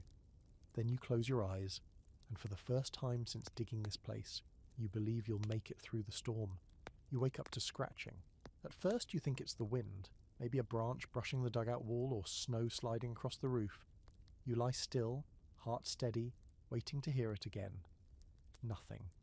Just the quiet drip of melted frost falling from the roof, the soft hiss of the fire still holding in the hearth. You close your eyes. There it is again. Scratch. Scuffle. Pause. This time, it's unmistakable. Not wind, not snow. Something is moving, something alive. Not a human. There's no knock, no voice, but small, persistent. You sit up, brush hair from your eyes, and listen. The sound is near the entrance, close to the flap you sealed before the storm. You grab your shovel and crawl quietly toward it. More scratching, then a squeak. You exhale. Rats. Of course. Somehow, in all your brilliant planning, fire, chimney, snow-sealed roof, heat conservation, you forgot one very simple truth. Where warmth goes, so do pests. And now your dugout has officially earned its new badge of honor, unwanted tenants. You don't lift the flap, not yet. The storm may have buried the exit entirely, and the last thing you need is a rush of snow cascading into your only safe space. Instead, you thump the wall near the scratching with the flat of your shovel. The sound stops. There's a brief silence, then the tiniest rustling of retreat. You sigh and crawl back to the fire. Congratulations. You have guests. Rats, mice, bugs. Underground living means you're not alone. It's something the early pioneers knew too well. Dugouts offered shelter from wind and snow, sure, but they also offered a welcome mat to every creature that knew how to burrow. And those creatures, by the way, are far better at this than you. Some journals from the 1800s describe dugouts overrun with mice. They'd nest in the walls, eat stored food, chew through leather boots. One woman wrote that she woke up with a mouse sitting on her face, like a tiny furry nightmare. She slept with a frying pan under her pillow after that. You consider doing the same. Of course, rats are the smarter cousins. Crafty, bold, capable of squeezing through spaces the size of a matchbox. If they smelled your meagre food stores, what little's left? They'll be back. You already regret that half biscuit you left sitting on a rock near your bedroll. That's probably what brought them. Your fault. You've been sloppy. You spend the morning reinforcing the lower edges of the shelter, packing clay into gaps, moving your supplies to a hanging sack you lash to the roof poles. You check the bedding. No droppings. Yet. That's the thing. You have to stay ahead of them. Once they're in, once they know your scent, they keep coming warmth and calories. That's all they want. One pioneer trick you vaguely recall is spreading ash along the floor. Mice don't like walking through it. You try that. Sweep out the hearth and scatter the cold remains in a line around your platform. It looks like some kind of arcane ritual, and maybe it is. You're invoking the spirit of please don't chew my face off in my sleep. You set a trap too. Basic old school, bent sapling, a bit of twine, a tin can lid for bait. It's laughably primitive, but it gives you a shred of control. You know the odds are low. Rats are cautious, smart. Some can smell metal and know to avoid it, but you need to try. You need something to focus on besides the increasingly strange dreams. They've gotten worse, or weirder. Last night you dreamed of digging, endless digging, but not with your hands, with claws. And the walls weren't made of dirt, they pulsed like muscle. You woke gasping, heart pounding, convinced for half a second you weren't in the dugout but inside something alive. The feeling lingers. You distract yourself with chores. That's the cure for everything now. Chop wood, melt snow, clean the soot from the chimney, inspect the roof. You almost miss the wind howling outside. It gave you purpose. Without it, the quiet settles in too thick, makes your thoughts echo. It's not just the animals you have to worry about, it's the creep factor. Something no one tells you about living underground. It starts to feel haunted, even when you know it's just you. The walls are so close, the fire flickers against uneven surfaces, throwing strange shadows. You swear sometimes you hear whispering, but it's just the draft curling down the chimney, or the wind sighing through the packed snow outside. Still, your nerves stay alert. People on the frontier used to talk about it. The isolation, the uncanny silence. One settler in Wyoming carved faces into the walls of his dugout, claimed it kept the underground voices company. Another in Iowa painted fake windows with soot to trick his brain into thinking there was a view. These weren't crazy people, just cold, lonely and buried alive by circumstance. You decide you're not there yet. You haven't started naming the shadows. You haven't made dirt friends. You still talk to yourself, but that's normal, right? By mid-afternoon, the scratching starts again. You freeze. It's in a different spot now, closer to your head wall. You move slowly, shovel in hand, and press your ear to the dirt. A faint scuffle, then silence. You tap once. No reply. Still, the paranoia sets in. What if they're inside the wall already? What if you built your shelter in the middle of some underground rodent metropolis? What if this entire hill is hollow and your roof is really just the top floor of a giant vermin apartment complex? You shake it off. You're tired. That's all. A little fear is healthy. It keeps you sharp. Too much, and you start inventing monsters. You go back to the fire, toss in the last good stick, and stir your pot of snow water and jerky scrap. The broth smells faintly of something edible. You eat it slowly, watching the wall. Still no movement. You stretch out on your raised platform, blanket tucked up to your ears, and try to convince yourself that you're still in control. That this place is yours, that the scratching is just part of the deal, like the creaking roof, like the dreams, like the weight of the snow above. You close your eyes and the shelter breathes with you, warm and dry for now, just you, and the quiet, and whatever's listening behind the wall. The light, when it finally arrives, isn't so much a sunrise as a softening of shadows. You wake with your face turned toward the smoke hole, watching a dull silver glow filter down through the clay like moonlight through fogged glass. You're not sure what time it is. Morning, probably. But in here, time isn't measured in hours. It's measured in how long the fire lasted, how cold your toes are, and whether the roof creaked during the night. It didn't. That's something.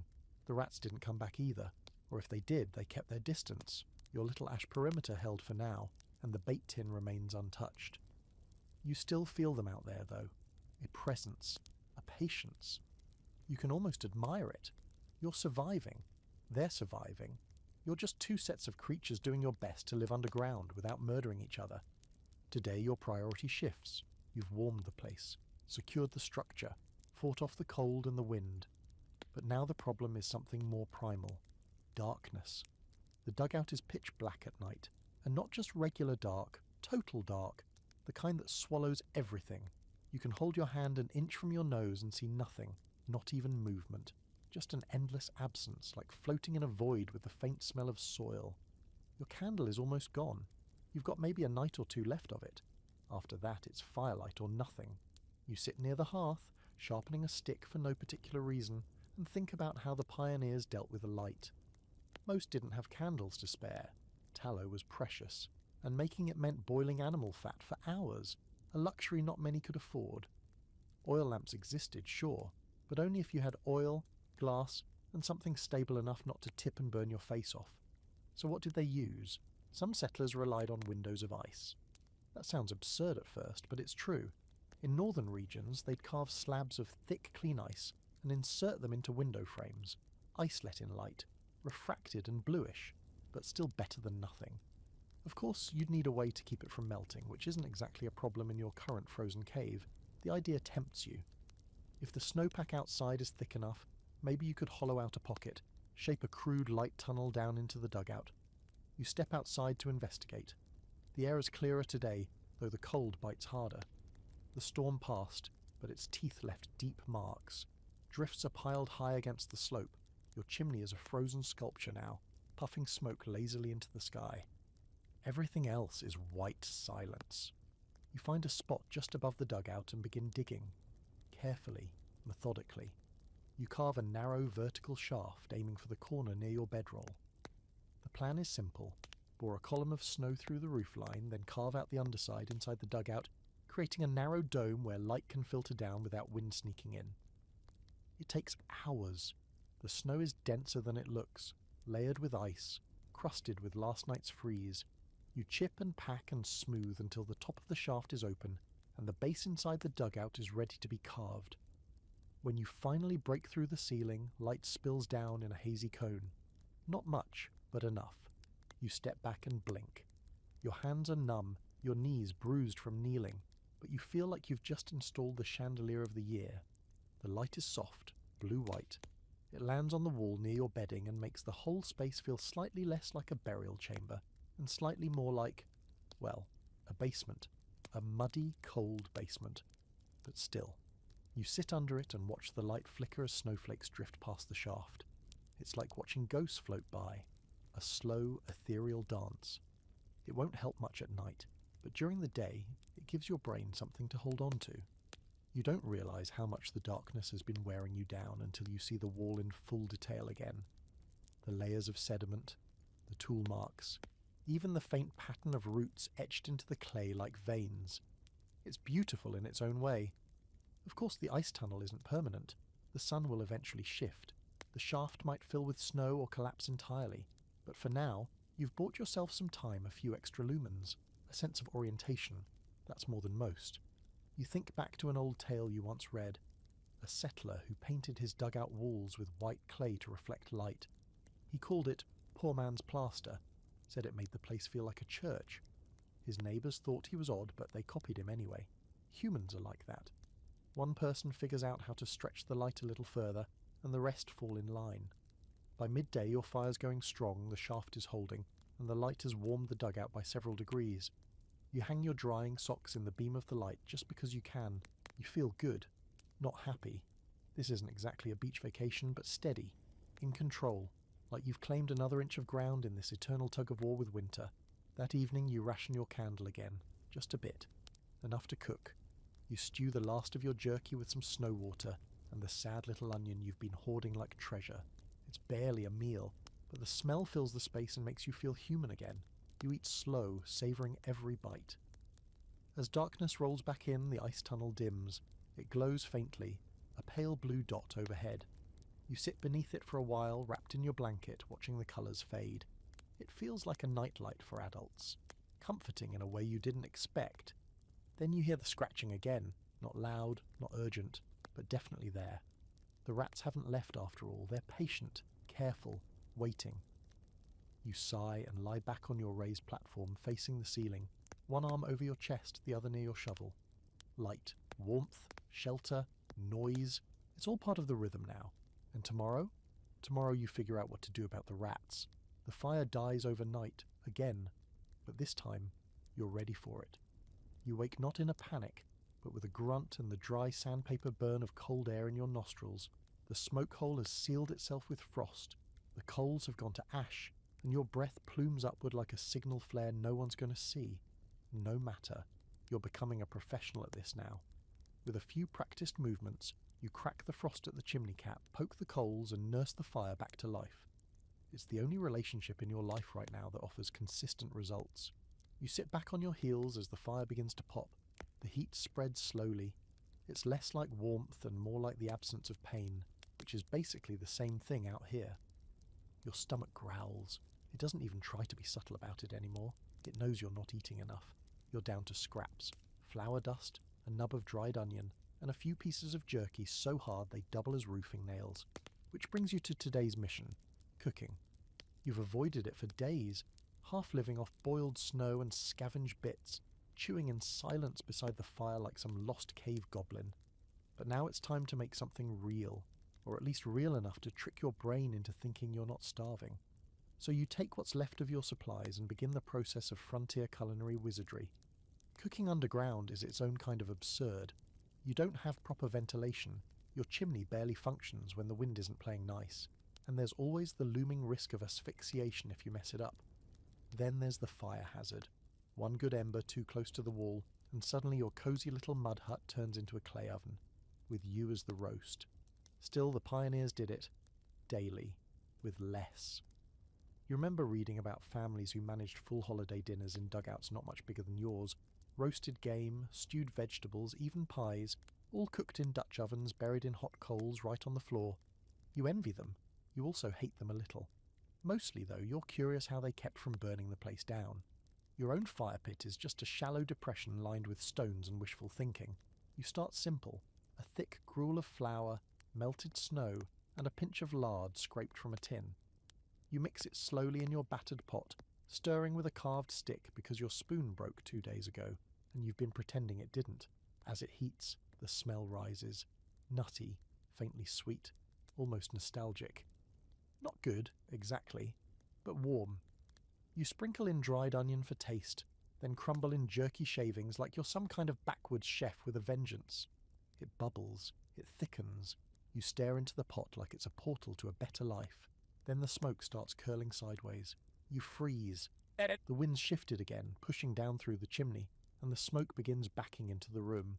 You leap into action, flinging open the entrance flap, propping it with a stick, trying to create a cross-draft. The air rushes in, frigid, merciless, and for a moment you're coughing and squinting through the haze. Then the smoke rises. The pressure equalizes, you breathe. Another lesson? Add it to the list. Once the air clears, you sit down and taste your creation. It's gritty, salty, slightly burnt. You chew slowly, thoughtfully, and when you finish the bowl you actually sigh. Not from satisfaction, but from sheer relief. Food. Real, hot food. You feel it all the way into your fingers. As you scrape the pot clean, you think about how the early settlers managed meals in places like this. Some had stoves, wood-fired beasts dragged across the plains, often the most expensive item in a wagon. Others built ovens directly into the earth walls of their dugouts, shaping them from clay and baking bread on flat stones. One story stands out. A widow in South Dakota who cooked with heated rocks, dropping them into a kettle of soup one after the other, to keep it boiling without an open flame. Ingenious, desperate, effective. You consider trying something similar if your wood supply runs lower. You've got plenty of rocks. You even start testing one near the fire, rolling it carefully with a stick, watching the heat creep into its surface. You can't help but smile. This kind of problem-solving feels weirdly satisfying, like you've hacked the apocalypse. Later you rig a reflector behind the fire using a scrap of tin from a food can. Bent into a crude arc, it bounces heat back into the room, concentrating it near your bedroll. The effect is small but noticeable. You begin to understand why some dugouts had mirror panels or whitewashed walls, anything to maximize the meager warmth they could produce. Then comes lighting. The candle's finally gone. You buried the stub in the fire ash like it was a dear friend. Now it's firelight or nothing. The shaft of snowlight overhead still works during the day, but the moment dusk hits, your world shrinks to a flickering radius of 5 feet. You try carving a wick from fabric. You melt a bit of leftover grease in a tin lid, set the wick in it, and light it. It works, badly. The smoke is thick, the smell worse, but the flame holds. You place it in a crevice in the wall and sit back like you've just wired in a chandelier. This is what winning looks like now. A smoky, sputtering grease lamp that gives just enough light to see your own misery by. You lie down that night full, not well fed, but no longer hollow, and for a few minutes you feel genuinely okay. The fire is steady. The roof hasn't creaked once, the rats haven't returned, and you've managed, somehow, to cook in a hole in the ground without killing yourself or accidentally inventing fire-powered cave smoke inhalation. You stare at the ceiling. It's not a beautiful ceiling. It's packed earth, pocked and cracked and lined with dried root veins. But it's held, through the storm, through the cold, through everything. You whisper, "Thank you," to no one in particular, and then you sleep, belly warm, breath steady, in the silent company of flame and stone. The wind dies sometime during the night, and in its absence the silence is absolute. You wake to it, not because it's loud, but because it's too quiet. No creaks, no rattling tarp, not even the gentle whoosh of snow shifting on the roof. Just stillness, deep, pressing, and thick. You blink a few times, listening hard, and slowly realise that this kind of quiet isn't peaceful. It's heavy, like the land itself has stopped breathing. You sit up, brush frost from your blanket, and rub your face with stiff fingers. Your joints are stiff too, but you're getting used to that. Everything in this place is stiff. The fire is a faint red glow, barely hanging on, but you coax it back to life with a few dry twigs. Once the flame catches, the shadows crawl back into the corners, and the dugout feels less like a tomb. You take inventory. Again, it's become a daily ritual. You count your dwindling food scraps, inspect your firewood pile, insultingly small, tap your water pot, and check the snow shaft for light. It's still open, though narrower now, probably frozen tighter overnight. You'll need to punch it back open soon, maybe widen it if you can without triggering a cave-in. Just one more problem among dozens. But today isn't about food or smoke or creaking roofs. Today is about something rare, human contact. Around midday, as you sit by the fire carving the handle of what you're optimistically calling a spoon, you hear it. A sound you haven't heard in what feels like years. Voices. At first you think it's your imagination, another frontier fever dream. But then it comes again. Muffled words, footsteps, the faint jingle of a harness. You scramble toward the entrance tunnel, pulling aside the flap and shoving snow from the packed seal. Cold air hits your face like a slap, but you don't care. You push your head out into the brightness and blink hard. There, across the drifted rise, are two people, actual people. Bundled in furs, faces nearly covered, dragging a small sled behind them. One of them spots you and raises a hand. The gesture is cautious, but friendly. You raise your arm in return, heart thudding. They trudge toward you slowly. You recognise the sled style. Flat boards tied with rawhide, built for snow travel. One of them has a rifle slung over their shoulder. The other carries a satchel that looks about ready to split open. They reach the edge of your dugout and pause, eyeing it with mild astonishment. "Thought it was a snowdrift," the taller one says through a thick scarf. His voice is rough, tired, and full of winter. You nod. "Close enough." They grin. What follows is the strangest thing you've done in days. You talk. Actual conversation, stilted and cautious at first, then gradually warmer. Their names are Thomas and Ellie. Neighbours, technically, though in prairie terms that means they're about 3 miles away. They were out checking traps and stumbled across your smoke trail. Thought it might be someone stranded or worse. Ellie tells you flatly that she expected to find a body. You offer her a seat on a crate. She declines. They glance around your dugout, taking it all in. You can tell they're impressed. The roof, the fire, the ice shaft catching light just right. Ellie pokes at your ash perimeter and nods like she's seen it before. Thomas leans near the fire and asks what you've been eating. You tell him. Jerky, lard, gruel, and he winces like you slapped him. Without a word, he opens his satchel and pulls out a wrapped cloth bundle. Inside is a small slab of dried venison and, impossibly, a handful of potatoes. Actual potatoes. You stare like he just produced a bag of gold. He shrugs. "We still got a few. You'll make better use of 'em." You don't cry, but something in your chest softens dangerously. They don't stay long. Time's ticking and they still have traps to check before sunset. But before they go, they offer something even more valuable than food. News. The storm you rode out? It buried half the valley. 3 families lost livestock. 1 cabin collapsed entirely. But the thaw is coming. Slow. Sneaky. By the end of the week, daytime temperatures might rise above freezing. Maybe. They're not promising anything. But it's hope, and that's a currency you haven't handled in a while. You watch them vanish back into the snow, tiny figures against the white horizon, and for a long moment you just stand there, cold forgotten, feeling like a person again. Back inside, you sit with the bundle of potatoes in your lap like it's a sacred object. You pick the smallest one, no bigger than a chicken egg, and start planning dinner. You boil it carefully, add flakes of jerky, mash it with lard into a crude stew. The smell alone nearly unhinges you. You eat slow, savouring every bite, chewing like it's the last thing you'll ever taste. Your stomach thanks you. So does your soul. Afterward, you sit near the fire, the dugout glowing softly around you, and you think about how dugouts didn't just shelter people, they forced community out here. Survival meant leaning on each other, even if each other lived 2 hills away. You remember a story you once read about 2 pioneer families who shared a single dugout for a whole winter. 12 people in a space smaller than a chicken coop. They took shifts sleeping, used the same boots, ate from the same pot. Some say they hated each other by spring. Others say they became family. That's the part scholars argue about, the psychological toll. Was it closeness that saved them, or that nearly broke them? Living underground brings people together physically, but it also strips away privacy, identity, everything except need. That makes for strong bonds or permanent damage. Sometimes both. You're still alone here, but not alone, not anymore. Someone knows you're out here. Someone brought potatoes. You smile. It feels unfamiliar, like stretching a scar, but you let it sit.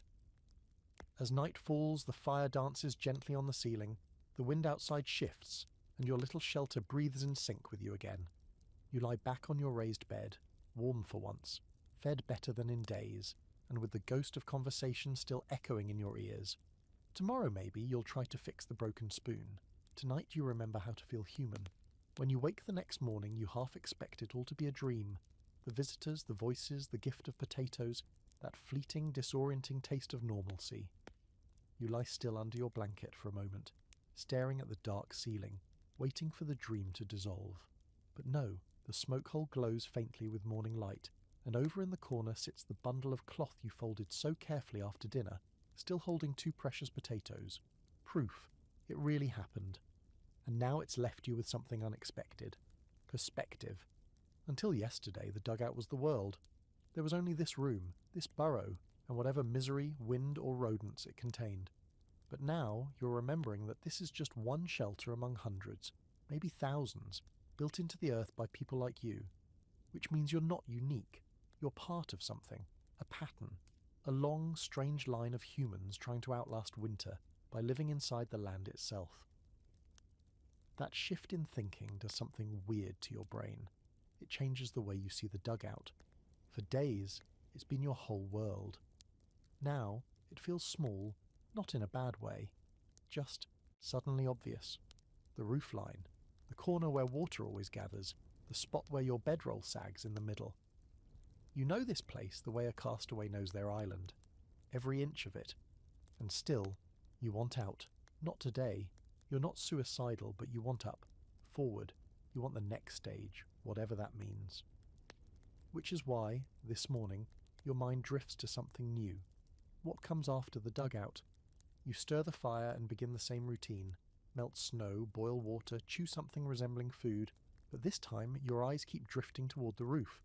Not because it's sagging, but because you're imagining what you might build on top of it. That's the path, right? Dig out a cabin. It was always supposed to be temporary. Something to get you through the first winter, maybe the second. After that, you build above ground.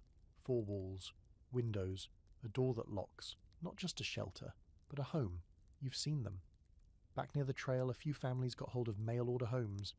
You remember how absurd that sounded the first time you heard it, buying an entire house from a catalogue.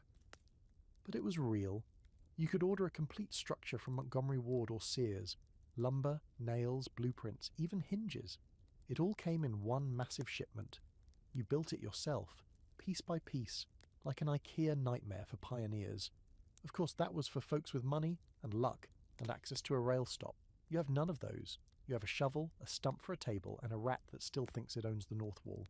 But still, you start sketching. Not on paper, you don't have paper.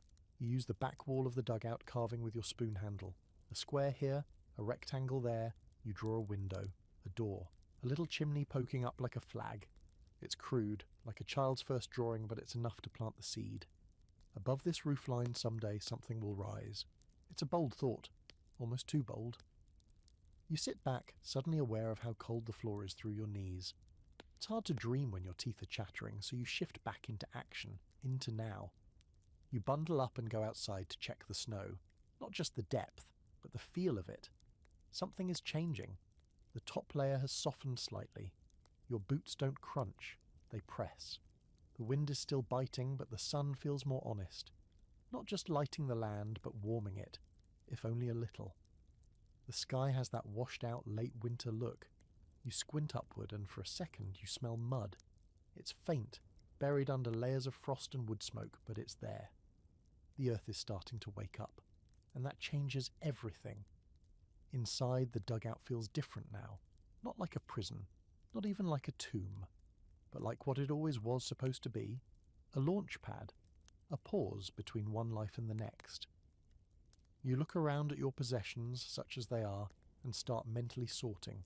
What goes, what stays, what you'll use to build the next thing. The whispering voices in the walls are gone today. No rats, no dreams. Just the fire, your breathing, and the dull scrape of your spoon on the wall as you add tiny shingles to your sketch. You're practically an architect now. You remember a story, told in one of the smaller settlements, about a woman who started building her cabin from inside her dugout. She marked out the floor plan with sticks above the snow-laid foundation stones whenever the frost let up, even if it was just 1 or 2 a day. By spring her cabin was halfway framed. She moved in before the first summer thunderstorm. Another story tells of a family who never left the dugout. They added a second room, then a third. Reinforced it with timber, added a sod chimney, even ran a rope from the roof to a bell in the corner so they could signal each other during whiteouts. Some people said they were just stubborn. Others said they were smart. Why build above ground when the earth works just fine? Scholars debate that point too.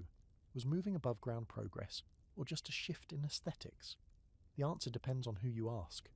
What matters is that for every family who dug out, there was one who stayed put and another who moved on entirely. The dugout was never the end of the story. Just a chapter. You spend the rest of the afternoon tending to your supplies, sorting gear and adding stones to the entryway wall to block more wind. The motion keeps you warm, keeps you thinking. That night you light your grease lamp and sit beneath the ice shaft, staring at the ceiling again. It's familiar now, ugly, but faithful. You rest your hand on the wall, feeling its solid, cold strength, and you murmur a quiet thanks. Not dramatic, not spiritual, just real. For what it's worth, this place kept you alive, and it's almost time to leave it. The next morning brings a strange sound. Not the wind, not the creaking roof, and not the soft scrape of rodents in the walls. No, this is different. This is a drip. A single, solitary drop of water landing on the stone lip of your fire pit. You hear it before you see it. Then, when you peer into the shadows beside the hearth, there it is again, drip. Then another, drip. Each one echoes a little louder than it should in the stillness of the dugout, like the world outside is knocking on your door with a soft, wet finger. You scramble out of your bedding, ignoring the stiffness in your back, and press your palm to the floor. It's still cold, but not biting. Then to the wall, same thing. Damp, but not threateningly so. Then you reach up and feel a tiny line of moisture tracing its way down from the smoke hole. Outside, spring has started whispering. You tug on your boots and clamber up the tunnel, breath misting in the confined space. When you lift the flap, what you see almost stuns you. The white has changed. The snow isn't bright and reflective. It's dull now, heavy, greying at the edges. Melt patterns ripple across the drifts, and for the first time in what feels like years, there is liquid water on the surface, tiny puddles forming in footprints. You take a step forward and your boot doesn't crunch. It sinks. The sun overhead is brighter, realer. The sky, no longer flat white, is that delicate powder blue that only happens right before the world remembers how to be warm. The air still bites your skin, but there's something behind it now, a gentleness. You close your eyes, turn your face toward the light and exhale slowly. You smell wet dirt. This moment, the thaw, is what every settler waited for, longed for, survived for. Because once the melt begins, everything changes. You're no longer just holding on. Now, slowly, you're gaining ground. And with that shift comes a new awareness. This land was never empty. Not truly. Not even when the snow buried it. As the sun warms the surface, you start noticing tracks. Animal prints. Small ones. Fox. Maybe rabbit. Something else. You can't identify them all, but they're fresh. That means life never left. It just went quiet. And that's when you remember what you should have remembered weeks ago. The people who knew this land before you ever arrived. The ones who didn't need to guess how to survive a winter out here. the ones whose homes were already shaped by the land, not dropped onto it like an afterthought. Native peoples, many of them, lived underground long before any settler brought a shovel west. Not out of desperation, but design. They built pit houses and earth lodges. Some were circular, some rectangular, dug deep, roofed with logs and earth, vented properly, insulated with purpose, not panic. They didn't fight the earth, they partnered with it. One tribe in particular, the Mandan, out near the Missouri River, created winter homes that were marvels of engineering. Thick walls of packed sod, central fire pits vented through smoke holes, and extended entryways designed to trap heat. Entire communities lived underground in clustered dwellings, protected from the elements, perfectly adapted to their environment. And they didn't just survive, they thrived. You crouch beside your own entrance and realize just how much of your shelter was improvised compared to what they built with intention. Your dugout is a reaction. Theirs was a strategy. There's an awkward truth in that. As a settler, you came here thinking you were carving something new from an untouched land. But in truth, you're just building over blueprints that have existed for centuries. And not only did you come unprepared, you came unwilling to ask. Some settlers did better, a few learned. They watched, listened, traded knowledge. There's an old account of a Swedish immigrant woman in Montana who learned how to build an earth lodge from a Lakota elder. They didn't share a language, but they shared the understanding of cold. She said it was the only reason she lived through her second winter. But most weren't that wise. Most settlers built too shallow, vented poorly, or insulated with the wrong materials. And when their homes collapsed or froze or flooded, they blamed the land instead of their own arrogance. You think about that as you climb back down into your dugout. The place feels a little different now. Still yours, but no longer the centre of the world, just a notch in the hillside, just one of many shelters layered over this stretch of earth. Layers on layers, some forgotten, some long gone, some just beneath your feet. You wonder if someday someone else will find this place. Maybe decades from now, maybe centuries. A hiker, maybe. Or a farmer ploughing deep. They'll dig into the side of this hill and find the remains of your bed platform, your fire pit, the spoon handle you carved. They'll guess what kind of life you lived here. Maybe they'll think you were brave. Maybe they'll think you were desperate. Maybe they'll feel the walls and wonder if you were lonely. You hope they find your crude wall sketch, the little dream cabin carved into the dirt, that it makes them smile, that it reminds them you weren't just surviving, you were planning. Later that afternoon, you boil the last of your potatoes into a thick mash with onion and water. It's your best meal yet. You sit near the fire and eat slowly, watching the steam rise through the smoke hole. The drip continues, one slow drop every few minutes, but you don't mind it now. Each one is a clock tick, a sign that time is moving forward again. The dreams come back that night. Not the clawed digging or the shadow voices. This time, it's different. You're standing in a wide field, barefoot, the grass warm beneath your feet. The dugout is behind you. And in front of you, a cabin, framed and tall, smoke curling from a proper chimney. You feel sun on your neck, birds overhead. Something you almost forgot existed. You wake smiling. It's not morning yet, the fire's low. But you lie there for a while in the glow of that dream, not quite ready to let go. And when you do rise, you move with new purpose. The thaw has started, and you have a house to build. You don't rush it. That's the first lesson. After weeks of desperation, fear, and digging like your life depended on every swing of the shovel, because to be fair, it did, now you move slower. With intention, the weather's still treacherous. The snow's melting, yes, but it's not gone. Some days it softens just enough to trick you, then freezes back to glass by nightfall. The ground is soggy, reluctant to give anything up. The dugout creaks less now, but the land around it has started to moan. A slow, thawing sound, like ice stretching awake after a long sleep. So you start thinking in projects. Not escape, or rebuild, or rescue projects. Just small ones. A new vent, a better support beam, a storage alcove carved into the back wall. These things don't just pass the time. They're your way of reclaiming something. Ownership, maybe, or sanity. You're not surviving anymore. Not exactly. You're settling in, even if you're planning to leave eventually. That's when the idea hits you. You're sitting near the fire one afternoon, gnawing on a slice of dried meat that tastes like saddle leather, when your eyes drift to the back wall. You've carved a few notches there already. just dates mostly. Days survived, days endured. But now you get curious. You grab your fire-sharpened stick and begin scratching into the dirt wall. Not letters, but lines, a grid. Then you mark the measurements of the dugout. Length, width, approximate height. You carve a layout. Add the hearth, the bed, the chimney, the shelf. Suddenly, your shelter isn't just a space you live in. It's a map, a design. You're turning your misery into a blueprint. You step outside and do the same with the land, slowly, one patch at a time. You walk out a little further from the dugout than usual, down past the drift line, where the soil's starting to emerge in streaks, black, thick, cold as sin but waking up all the same.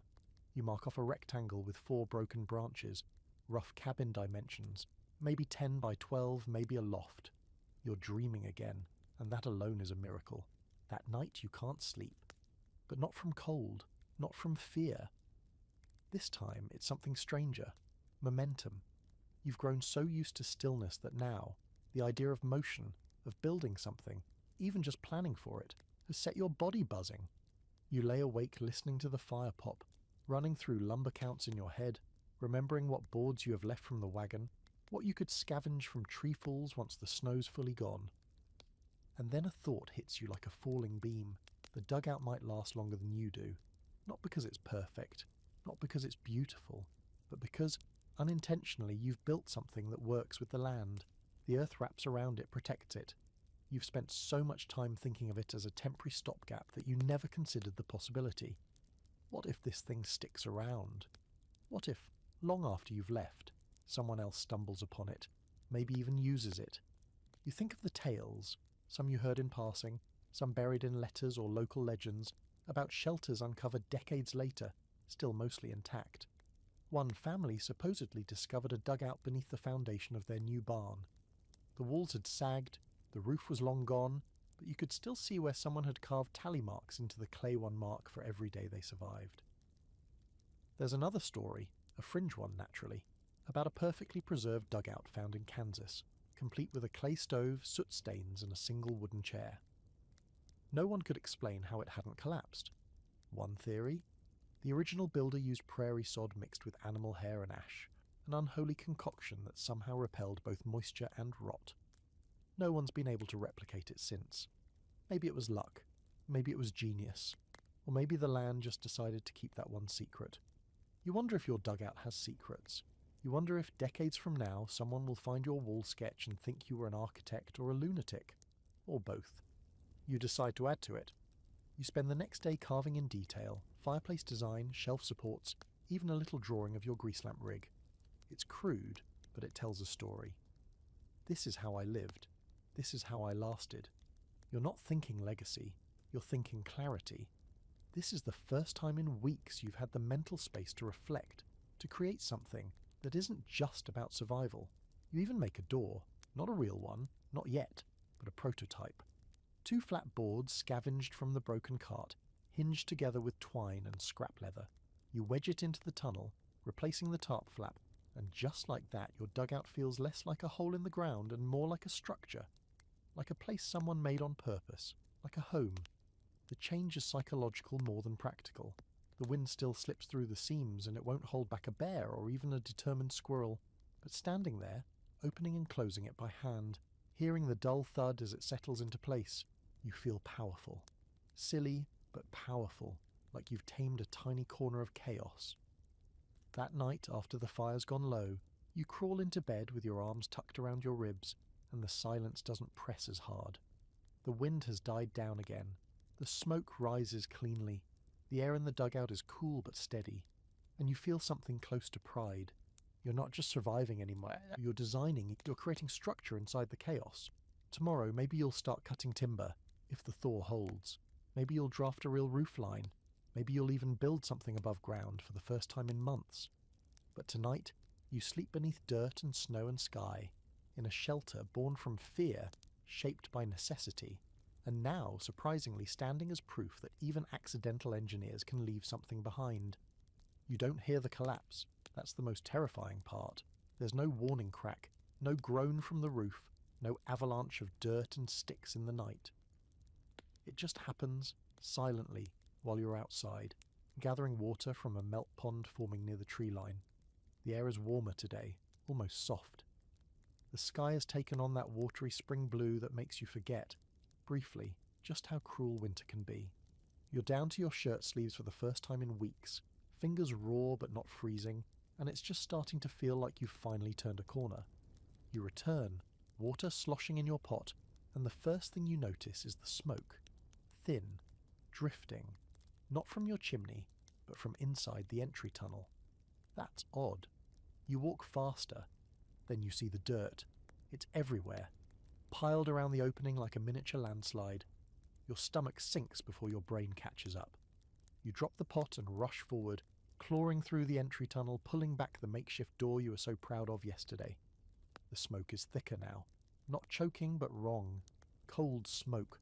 Smoke without fire. And then, as your eyes adjust to the darkness inside, you see it. The roof has given way. Not completely. Just a section above the hearth. But it's enough.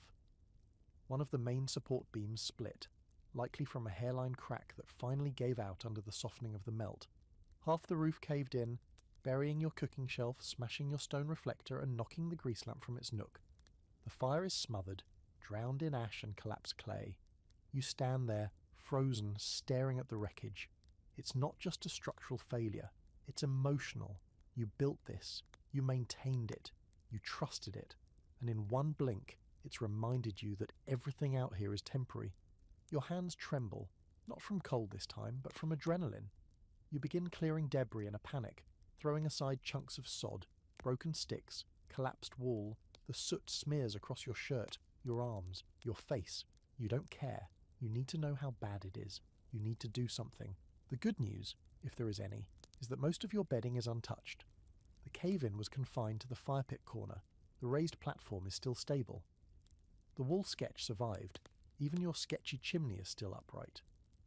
But the heart of the dugout, the place you built for warmth and cooking and light, is gone. You sit down on the floor, surrounded by rubble, and breathe. Slowly. It's not the end. You're alive. The shelter didn't bury you, but you feel the familiar fingers of frustration creeping back in, curling around your throat. This is how it happens, you think. Not in a blizzard, not in the darkest night, but in moments like this, warm, bright, almost safe, when you let your guard down. You think about the others, the stories, the cabins that collapsed in the first thaw, the families buried alive under snow-heavy roofs. One story comes back, chilling in a new way now. A settler named Claymore. He and his brother built their dugout into the side of a bluff. It lasted a full season. Then, one afternoon in March, the roof gave out without a sound. Claymore was inside. His brother was outside. By the time they dug him out, it was too late. You shake the story away. It's not helpful. But now you understand why those tales stuck around. They weren't just warnings. They were reminders. The land is patient, but it is not merciful. If you stop paying attention, it eats what you build. The rest of the day becomes damage control. You clear the collapsed dirt, reset the rocks that hadn't shattered, and start rethinking your design. A central hearth might not be safe anymore, not unless you reinforce it with real timbers, which you don't have. You move the fire pit toward the entrance tunnel, where the ceiling height is lower, but better supported. It's cramped, awkward, but safer. You'll rebuild the reflector wall there, use flat rocks from the creek bed if they're not frozen solid. The grease lamp is toast, literally. You find its warped base in the debris, blackened and useless. You sigh and toss it outside. You cook nothing that night. You're too tired, too smoked out. You melt a little snow and sip it, chewing a raw bit of jerky just to keep your stomach quiet. The shelter is colder now without a central fire. The shadows feel longer. The smoke shaft doesn't draw as well in its new position, and the air gets hazy quick. You open the flap and let the night air sweep through just to clear it. Sitting on your bedroll, shivering, staring at what used to be your proudest achievement, you have to admit it. This shelter is temporary. All of it is. It doesn't matter how well you build it, how clever your tricks. Eventually the land decides when your time is up, and maybe that's okay. Maybe it has to be. You light a candle stub, one of the last, and use its glow to inspect the wall sketch. The dream cabin, still there, untouched by the collapse. You trace a finger along the lines of the roof, the door, the tiny chimney. Still possible. Still yours. You're not giving up.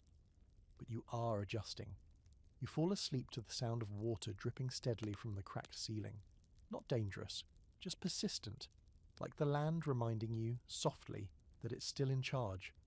Tomorrow you'll reinforce the roof, maybe rebuild part of the hearth, maybe start cutting logs for that cabin after all.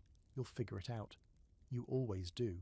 But tonight you sleep in a wounded shelter warmed by a dying candle, listening to the world melt slowly back into life. There's something strangely theatrical about a pioneer holiday. You wake up the next morning, still sore from the roof collapse, still brushing soot from your sleeves, and realise with a start that it's Thanksgiving or close to it. You'd been keeping tally marks, and by your rough estimate, today is the day. Of course, the dugout doesn't care. There's no turkey roasting, no warm bread scent floating from the oven, no children laughing over polished wooden floors. Just you, alone, sitting on a dirt shelf in a patched-up hole in the ground, squinting into the smoke trail of your half-rebuilt fire. But you can't let it pass. Not entirely. Even if it's just another frozen day and a long stretch of survival, your body wants to mark it. Needs to, maybe. Because for pioneers like you, a holiday wasn't about celebration. It was about proof. Proof that you were still alive, that you could stop long enough to recognise the calendar, not just the weather, that you had a reason, however small, to acknowledge that time hadn't stopped swallowing you whole. So, today, you decide to try something absurd. You're going to celebrate. You start by straightening the place up, which takes more effort than you'd expect in a space smaller than a root cellar. You sweep the ash from the corners, tamp down the wet patches near the walls, and hang the last clean rag over the smoke hole to act as a makeshift curtain. The result is not impressive, but it's something. You even fold your blanket into a neat square and perch it on your sleeping shelf like it's waiting for a guest who's already an hour late. Then comes the real challenge, the meal. You gather your pitiful pantry, 2 scraps of jerky, 1 potato half, shriveled, a few tablespoons of flour, and the heel of something that was maybe once a biscuit. It's laughable, but you treat it with ceremony. You soak the biscuit in snowmelt to soften it. Slice the potato thin so it stretches. Fry the jerky in lard, scraping the bottom of the pan for every last bit of fat. You even sprinkle a little ash for seasoning, partly by accident, partly on purpose. Adds a certain pioneer crunch. You pile it all into your tin bowl and sit down with your back against the far wall. The heat from the fire brushes your knees. You say nothing, no prayer, no speech, but you look at your food and nod once. This is your feast. You're grateful. Not for the meal necessarily, but for the fact that it exists at all. And then you eat. You chew slowly, trying to savour each bite. The potato is mealy, the jerky nearly breaks a molar, and the biscuit still tastes like regret. But together they feel like tradition. A ridiculous, dirt-covered, deeply humble tradition. And somehow, that makes it sacred. You wonder what other settlers did during holidays in dugouts like this. The records are spotty. Most people didn't waste ink on the sentimental stuff. But here and there, you find clues. Fragments of journals, faded letters home. One woman wrote that she baked a pie using nothing but dried apples and melted snow. No crust, just fruit and fire. Her kids called it pioneer pudding.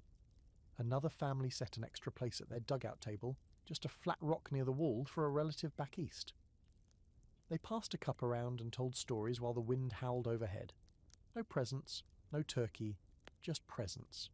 You think about those people now, not as ghosts, but as neighbours.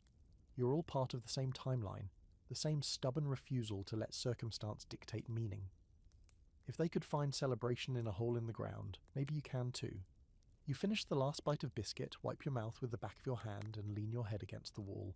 It's warm here, oddly enough.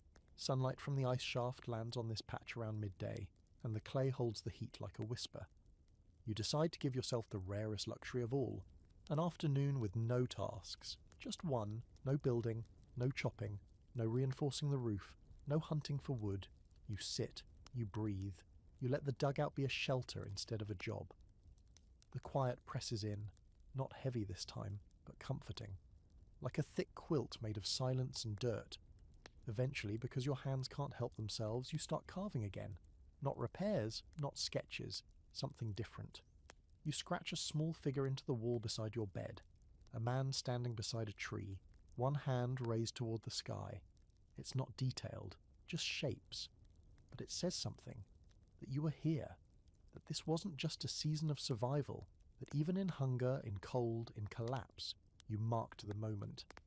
Later you tear a strip from the last bit of linen and write one word on it with a burned stick. Enough. You pin it to the wall using a splinter of wood. It doesn't look like much, but it makes you smile. You remember another story, half folk tale, half real. A small group of homesteaders stranded by snow in the Dakotas once carved a turkey into their dugout wall as a joke. Every year after that, they came back and added more. Pumpkins, trees, even a crude child's face. When the blizzard finally broke, they moved out and built proper houses, but the drawings stayed. Local kids found them decades later and thought they were cave paintings. You wonder if your tree will survive the thaw. As night falls, the fire burns low and the air cools, but your spirits stay oddly lifted. You lie back on your shelf and stare at the ceiling, your stomach fuller than it's been in days, your heart steadier than it was yesterday. Outside, the wind begins to rise again. Not a storm, just the nightly voice of winter, reminding you it's not quite done. But this time, you don't curl up small. You stretch out. You let it sing. You're not winning. Not exactly. But for one strange quiet holiday in a buried dirt shelter, you're living. And that today is enough. It starts with a smell. Rich, earthy, damp in a way that isn't quite rot but life coming back. You notice it when you roll out of your bedding the next morning, joints cracking like frozen twigs, and catch a faint scent drifting through the tunnel. You pause, sniff again, and there it is. Mud. Real mud. The kind that only forms when the ground decides it's tired of sleeping and begins to rise again, groggy and slow, from under the snow. By the time you crawl outside, the scene is almost unrecognizable. The landscape has transformed. The snow is no longer an endless blanket. It's fractured, patchy. Great islands of white floating between open soil, like someone punched holes in winter's skin and let the spring seep through. The sky is silver today, a pale bowl with streaks of warmth hiding just behind the clouds. You can feel it on your cheeks, in the wind. Softer now, more curious than cruel. You glance back at your dugout, this hunchbacked little creature of dirt and frost, and realize the ground around it has begun to sag. The sod at the edges has turned to mush. One corner of the roof has sprouted a tiny rivulet of water, tracing a line down the clay like a slow tear. You know what that means. The clock is ticking. This shelter won't last forever. Not through spring rains, not through the weight of wet earth. It was built to hold out the cold, not to weather thaw. So, you begin the pivot. That morning, with frost still clinging to the grass, you drag out your tools. All three of them.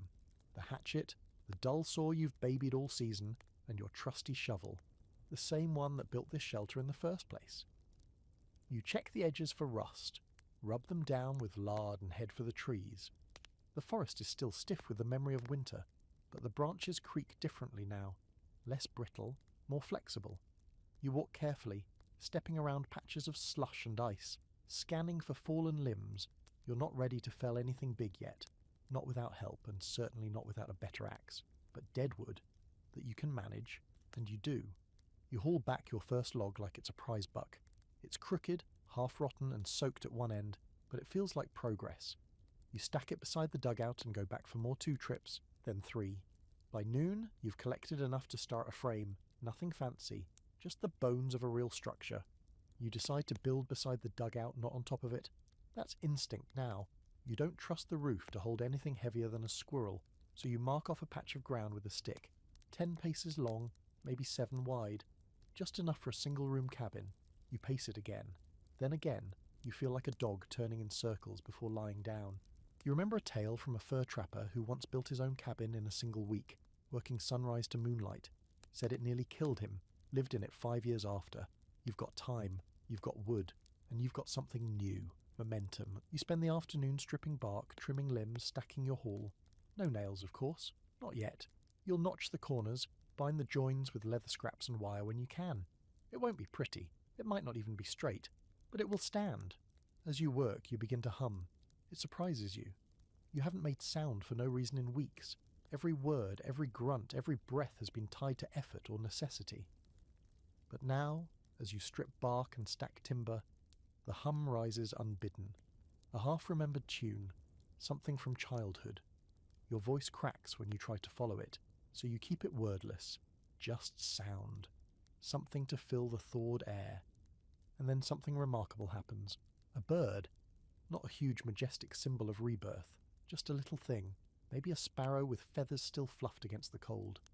It lands on a low branch a few feet from you, tilts its head, and chirps once, twice. Then it's gone, a blur of brown into the trees. You stand there with your mouth open like someone just handed you a crown. It's not that you didn't think they'd come back. You just forgot. You forgot there would be a day when the sky wasn't silent, when the only wing beats weren't ghosts or the pounding in your own head. That single chirp feels louder than any storm you've weathered. Back at the dugout, you find the meltwater creeping in. It seeps through the walls in thin, slick rivulets. The clay holds for now, but you can see the warping begin. You stuff rags and straw into the worst gaps. Muttering to yourself, you consider moving your bedding to higher ground, maybe even outside under the tarp when the nights are warm enough. You're not ready to abandon the dugout entirely, not yet.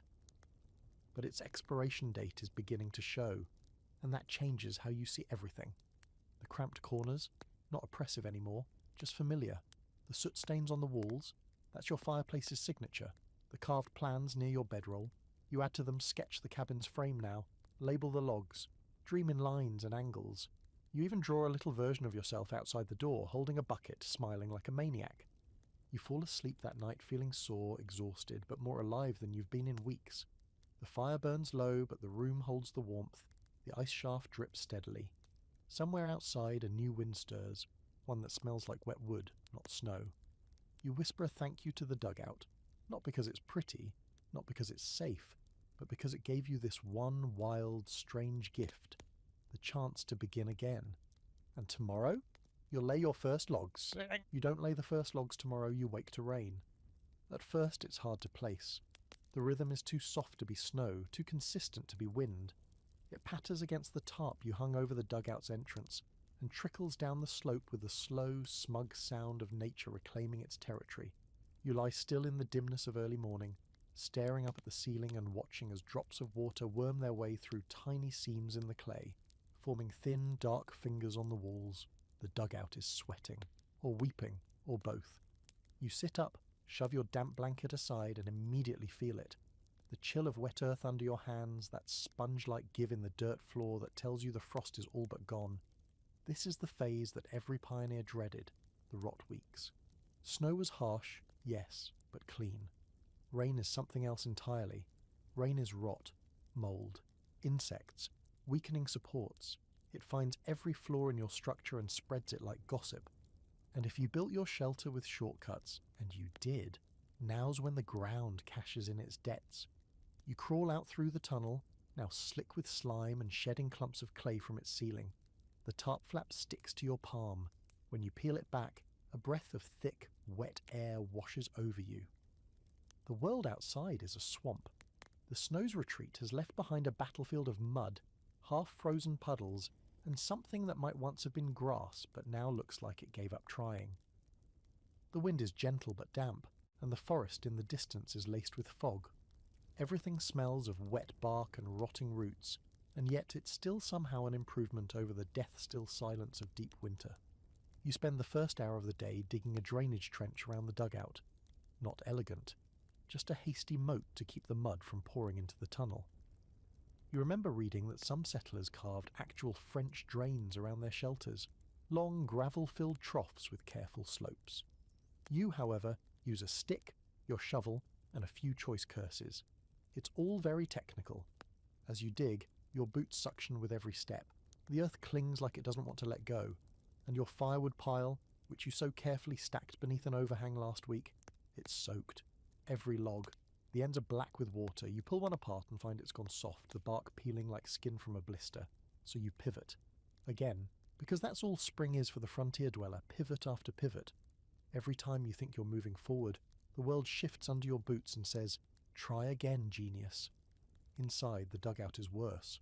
The floor is now half mud, half mat. You reinforce the bed platform with flat rocks. The back wall, which held your wall art and your dream sketches, is weeping so badly that the lines are starting to blur. The cabin plan is melting. You trace it with your finger anyway, firming up the edges before they vanish completely. The image is stubborn, like you. It refuses to disappear entirely.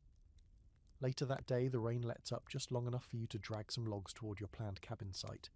You roll them into place, notching one with the hatchet just to see how it feels. It's awkward, slow, and slightly pathetic. But it's real. You can see the bones of the frame now, even if it's just a row of logs lying in mud like fallen soldiers. They'll dry, eventually. Maybe. You tell yourself they will. There's a pioneer account you remember reading. An old man writing in shaky cursive, recalling how his father built their family's cabin during the spring melt of 1857. He said they spent more time chasing logs downstream than stacking them. At one point their firewood pile floated away entirely. They cooked on moss-covered stones and slept in hammocks strung between wagons. And yet, by summer, they had a home. That story sticks with you now, partly because of the absurdity, partly because of the reminder. This season isn't about beauty, it's about persistence. Spring is the con. It whispers of freedom, then gives you ankle-deep sludge. It teases you with birdsong, then dumps a fresh storm on your half-built roof. It offers you green shoots, then unleashes mosquitoes like a biblical punishment. You're not in paradise, you're in the in-between. But here's the thing, you're still here. That matters. That night the fire refuses to stay lit. Everything is too damp.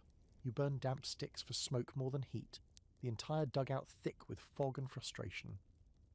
You wrap yourself in the blanket, pull your knees to your chest and tell yourself stories. Not ones you heard, ones you make up.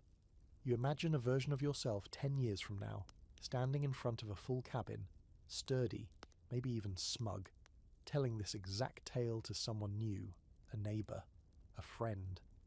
You say it like a joke. Yeah, I lived in a hole in the ground once, mud dripping from the walls. Fire wouldn't catch for days, built a whole cabin on soup and spite. They laugh. You laugh. It becomes a badge of honour. That fantasy gets you through the night. The next morning the rain stops completely. The sky clears just enough to remind you it has colour, not just cloud. And a new bird sings from the tree line, louder this time, less tentative, like it's decided to stay. You smile. Then you grab your saw and start notching another log. By the third day of mud season, everything you own smells like a compost pile. Your blanket, your boots, even the air inside the dugout. It's all gone a little sour. Wet earth, damp ash, and that persistent swampy mildew that creeps in even when you swear you've dried everything twice. And yet, somehow, you feel lighter. Maybe it's the fresh air, because yes, you've been keeping the flap open during daylight, even if it means letting a few bugs in. Or maybe it's just the sheer delirious fact that you're still standing. You no longer start your mornings in panic. There's no mad scramble for warmth, no breath held for signs of roof collapse or chimney backdraft. Instead, you wake with the first light, grey and thin as stretched wool, and lie there a minute listening. The ice shaft still drips, but it's slower now, softer. You've taken to counting the seconds between drops, like some kind of subterranean metronome. It's strangely meditative. Once up, you perform your new daily ritual, checking the cabin logs. You've managed to raise 2 full corners now, just 4 or 5 feet high, but standing stacked, notched, and locked in place with leather lashings. They're not pretty. In fact, one of them leans slightly like it's reconsidering its life choices, but they're solid, and they're yours. You work slowly, pacing yourself, because that's the only pace the mud allows. The earth sucks at your boots with every step, like it wants to remind you that it could eat you whole at any moment. Still, you gather more logs, cut more notches. Every thud of hatchet on bark feels like a heartbeat. You are building, not improvising, not patching. Building. Mid-morning, a gust of wind picks up from the south, warm enough to smell of grass and something almost floral. You pause, close your eyes, and inhale deep. You swear there's a hint of sagebrush on the breeze. You haven't smelled anything green in so long that your senses practically short-circuit. It hits you hard. Makes you remember spring mornings as a kid. Wet grass, barefoot runs through puddles, the freedom of knowing no one needed you to be anything but alive. You spend the afternoon hauling more timber, your hands raw again, but for the first time in weeks they're cracked from labour, not frostbite, that feels like progress. Your palms are mapped with blisters, calluses and dirt so deeply ground in that it might as well be part of your skin now. But you don't wear gloves anymore. You don't need them. This is your work and you want to feel every second of it. Around noon, you hear something unusual. Not birdsong, not the wind, but bells. Tiny, distant, metallic. You freeze, log on your shoulder, and tilt your head. There it is again. Faint, irregular, but definitely bells. You squint across the horizon and finally spot them. A small herd of cattle picking their way along a muddy ridge, guided by a man on horseback in a worn hat. He doesn't see you at first. Then he does. He lifts a hand. You lift yours. No words are exchanged, just that single motion. And in that brief acknowledgement you feel the vast web of life returning to the land. You're not alone. Others are coming back out, emerging from their winter dens. The landscape is waking up. You smile and return to work. Later you catch yourself humming again. A different tune this time. No words, just a rhythm to match the swing of the hatchet. You set the next log, wedge it in place, and step back. Your wall is growing, not fast but steadily. You're making height now, and with it comes the strange sensation that you're pushing back against the sky, challenging it to crush you again. But this time, you've got structure. That evening you take stock. You've got 10 logs left, already stripped and ready. Enough to finish one more full wall. You'll need more, of course. But the foundation is no longer theoretical. You've turned sketches into timber. Inside the dugout, it's noticeably cooler now. You haven't kept the fire going full time. It doesn't need it. Instead, you light a small flame at night for comfort, not survival. Just enough to cast dancing shadows across the wall. The earth is drying, slowly. The floor still squishes in one corner, but the rest is firming up. You've stopped trying to repair it. Let the dugout be what it is now. A cocoon. Temporary. Precious. Fragile. You lie on your bedroll that night and trace the ceiling lines with your eyes. They're familiar now, almost affectionate. Every bulge, every soot streak, every tiny crack holds a memory. That's the thing about living underground. You learn to read the earth like a diary. It writes back in silence, in water stains, in temperature shifts, and you've learned to listen. You remember a story someone once told you about a settler family whose entire home was a sod dugout for over 5 years. They kept adding to it. First a lean-to, then a storage pit, then a root cellar, until eventually it was more complex than any wooden cabin. But when they finally moved out into a new house, they didn't destroy the dugout. They preserved it, used it to store preserves, called it the first house. It became part of the family lore, a monument to where they started. You look around and wonder if this place will ever be that for you. Maybe someday, if you finish your cabin, if you manage to survive another season, if you build a life instead of just enduring one, maybe then you'll keep this dugout as a reminder, as proof. For now, though, you just need it to hold a little longer, just until the cabin's roof goes up, just until the walls are sealed, just until the world stops being a wet, muddy war zone and remembers how to be a home again. You roll over, listening to the frogs begin their nightly song from some puddle not far away, the first real choir of the thaw, and you whisper to no one, almost there. You wake to birdsong, real, full-throated, unapologetically loud birdsong. Not the cautious chirp of some lonely winter sparrow, but a raucous early morning symphony that fills the valley like a welcome home banner stretched across the sky. It jerks you out of sleep before your eyes are even open, and for a few seconds you just lie there in your dugout, disoriented, wondering why the world suddenly has so much life in it again. Then you remember. Spring's here, or at least close enough to pretend. You throw back the blanket, stretch until your joints pop like kindling, and crawl out into the open air. And the scene that greets you? It's almost rude in how beautiful it is. The world has turned green overnight. Not all the way. There are still patches of stubborn snow clinging to the shady side of hills. But the grass has made its return like a revolution.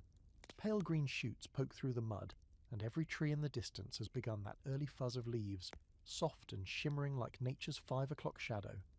The creek you hadn't heard for months is suddenly alive again, trickling confidently like it knows exactly where it's going. There's a freshness in the air now that no longer smells like survival, it smells like opportunity. You walk to the edge of your half-built cabin and rest your hand on one of the logs. It's warm from the sun. Not just not cold, but warm.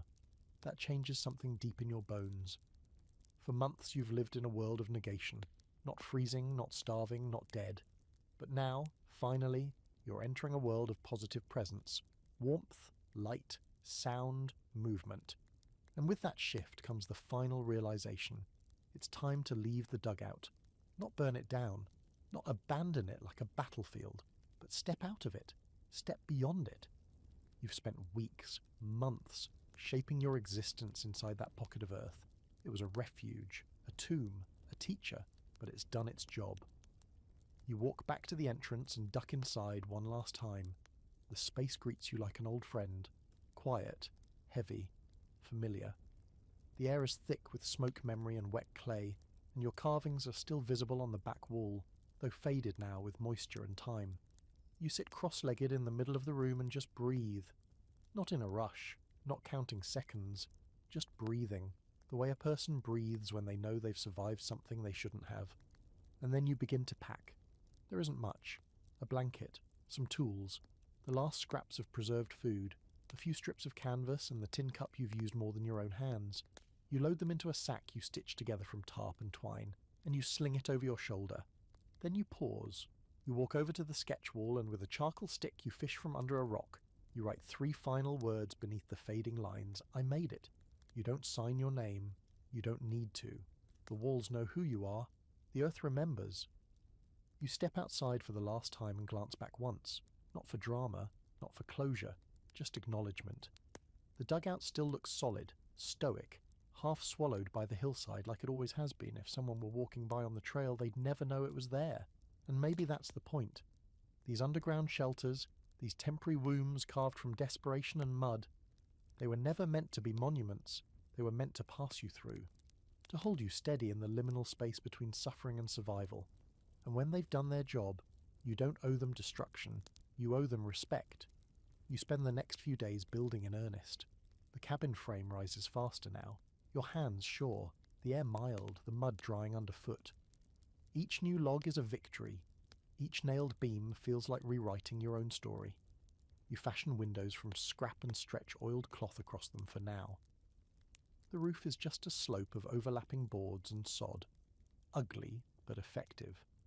A real door, crafted from salvaged planks and reinforced with wire, swings on makeshift hinges. When it clicks shut for the first time, the sound echoes like a gunshot across your piece of the prairie. You sleep in the cabin that night. It's not finished, not even close. The roof leaks. The walls breathe cold, but still, you sleep with the stars directly above your bed now, not filtered through a chimney shaft. You hear frogs croaking, coyotes in the distance, and the wind, still a threat but now a familiar one, brushes past your walls instead of breathing down your neck.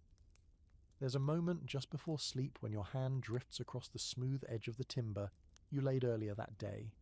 You feel the grain, the warmth, the small splinters your skin has come to recognize like braille. And you think about that first day, deep in the storm, when you dug into the earth with shaking hands, convinced you wouldn't survive. But you did. And not just because of luck or grit or the handful of jerky you rationed like gold. You survived because you built, because you listened to the land, adapted, dug down when the world screamed go home, because you learned that the ground can be more than a grave. It can be shelter sanctuary, strategy. And in doing so, you joined a lineage that stretches back centuries, settlers, tribes, outcasts, wanderers, who all turned to the earth and said, "Protect me." And it did. At least long enough to help them move on. The next morning, you walk to the top of the nearest ridge and look out. The horizon is endless. Rolling hills, creeks, distant smoke trails that mean neighbours. Somewhere you're not alone. Not anymore. The dugout is behind you now. Literally, figuratively, spiritually. But if you ever need it, if the world collapses again, if the weather turns dark, if you find yourself once more without shelter or certainty, you know exactly where it is. Waiting in the earth, steady, cold, patient. Like all good things that saved your life once and will again, if asked kindly. You don't go back to the dugout for weeks. The cabin consumes your every waking moment, patching, sealing, drying, adjusting. You spend your days in motion and your nights half awake, startled by the creaks and groans of a structure still settling into itself. It's strange how loud a real house can be after months of sleeping underground. You have to remind yourself that creaking walls aren't signs of collapse. They're just wood remembering how to breathe. Spring deepens. The birds don't stop singing now. The grass thickens, blankets the hills in green, and flowers you never planted bloom beside your newly cut path to the creek. You even spot a deer at dawn, nosing around the edge of your plot, pausing to stare at you like it's surprised you made it. You're surprised too some days. The body mends quickly, scrapes, scabs, cracked fingernails, all fading with each warmer morning. The mind takes longer. You catch yourself crouching now and then, shoulders tense, waiting for some invisible threat. Sometimes you wake thinking you're still inside the dugout, fumbling for the soot-dark chimney or bracing for the drip of meltwater. But those moments pass. You open your eyes. Sunlight pours in from real windows. Not perfect light, not safe light, but honest, and it's enough. One afternoon, after clearing the last of your firewood from the overhang, you decide to visit. Not out of nostalgia exactly. More like curiosity, like checking in on a past version of yourself. The entrance is nearly hidden now. Grass has begun to grow up over the slope. The tarp is gone, blown off or buried, and the tunnel has partially caved in. You crouch low, brush dirt aside and peer inside. It's musty, dark, and cool. The air still carries that memory of smoke and sweat and clay. You don't go all the way in. Just sit at the entrance and look. The sketch wall's mostly faded. Your final message, "I made it," is just barely visible. Ghost letters pressed into the mud. You don't touch it. You let it be. You think of all the other shelters like this dotted across the country, buried and forgotten. Some still intact. Others long collapsed. The ones no one will ever find, and the ones some archaeologist 100 years from now might stumble into, scratching their head at how anyone lived like this. And you kind of hope they do. Not for recognition, not for credit. But just so someone else might understand that this place, this method, this way of survival, was real, was smart, was part of what got people through. You stand, brush off your knees and walk back to the cabin slowly. The sun's low, bleeding amber across the prairie. In the doorway, you pause, hand on the frame you built with your own calloused fingers, and you feel something loosen inside you. This isn't the end of hardship. The frontier will keep testing you. There'll be more storms, more hunger, more decisions you have to make with no one around to say if they're right. But you're not the same person who dug into the hillside with frostbitten hands, desperate for shelter. You've learned something deeper than survival. You've learned resilience. Not the loud kind. Not the kind that makes speeches or flexes in front of mirrors. The quiet kind. The kind that listens to the land, that bends but doesn't break, that digs, builds, rests and rises again. And on some level, you understand now, everyone who ever lasted out here had to go underground first. Literally, metaphorically, they had to get low, get quiet. Let the earth hold them while they figured out who they were. The dugout wasn't just a place you escaped to, it was a place you emerged from. The wind rises again, gentler now, moving through the grass like a tide. You step into your new home, light the fire, and close the door behind you, not with fear, but with a sense of peace. The prairie has changed, and so have you.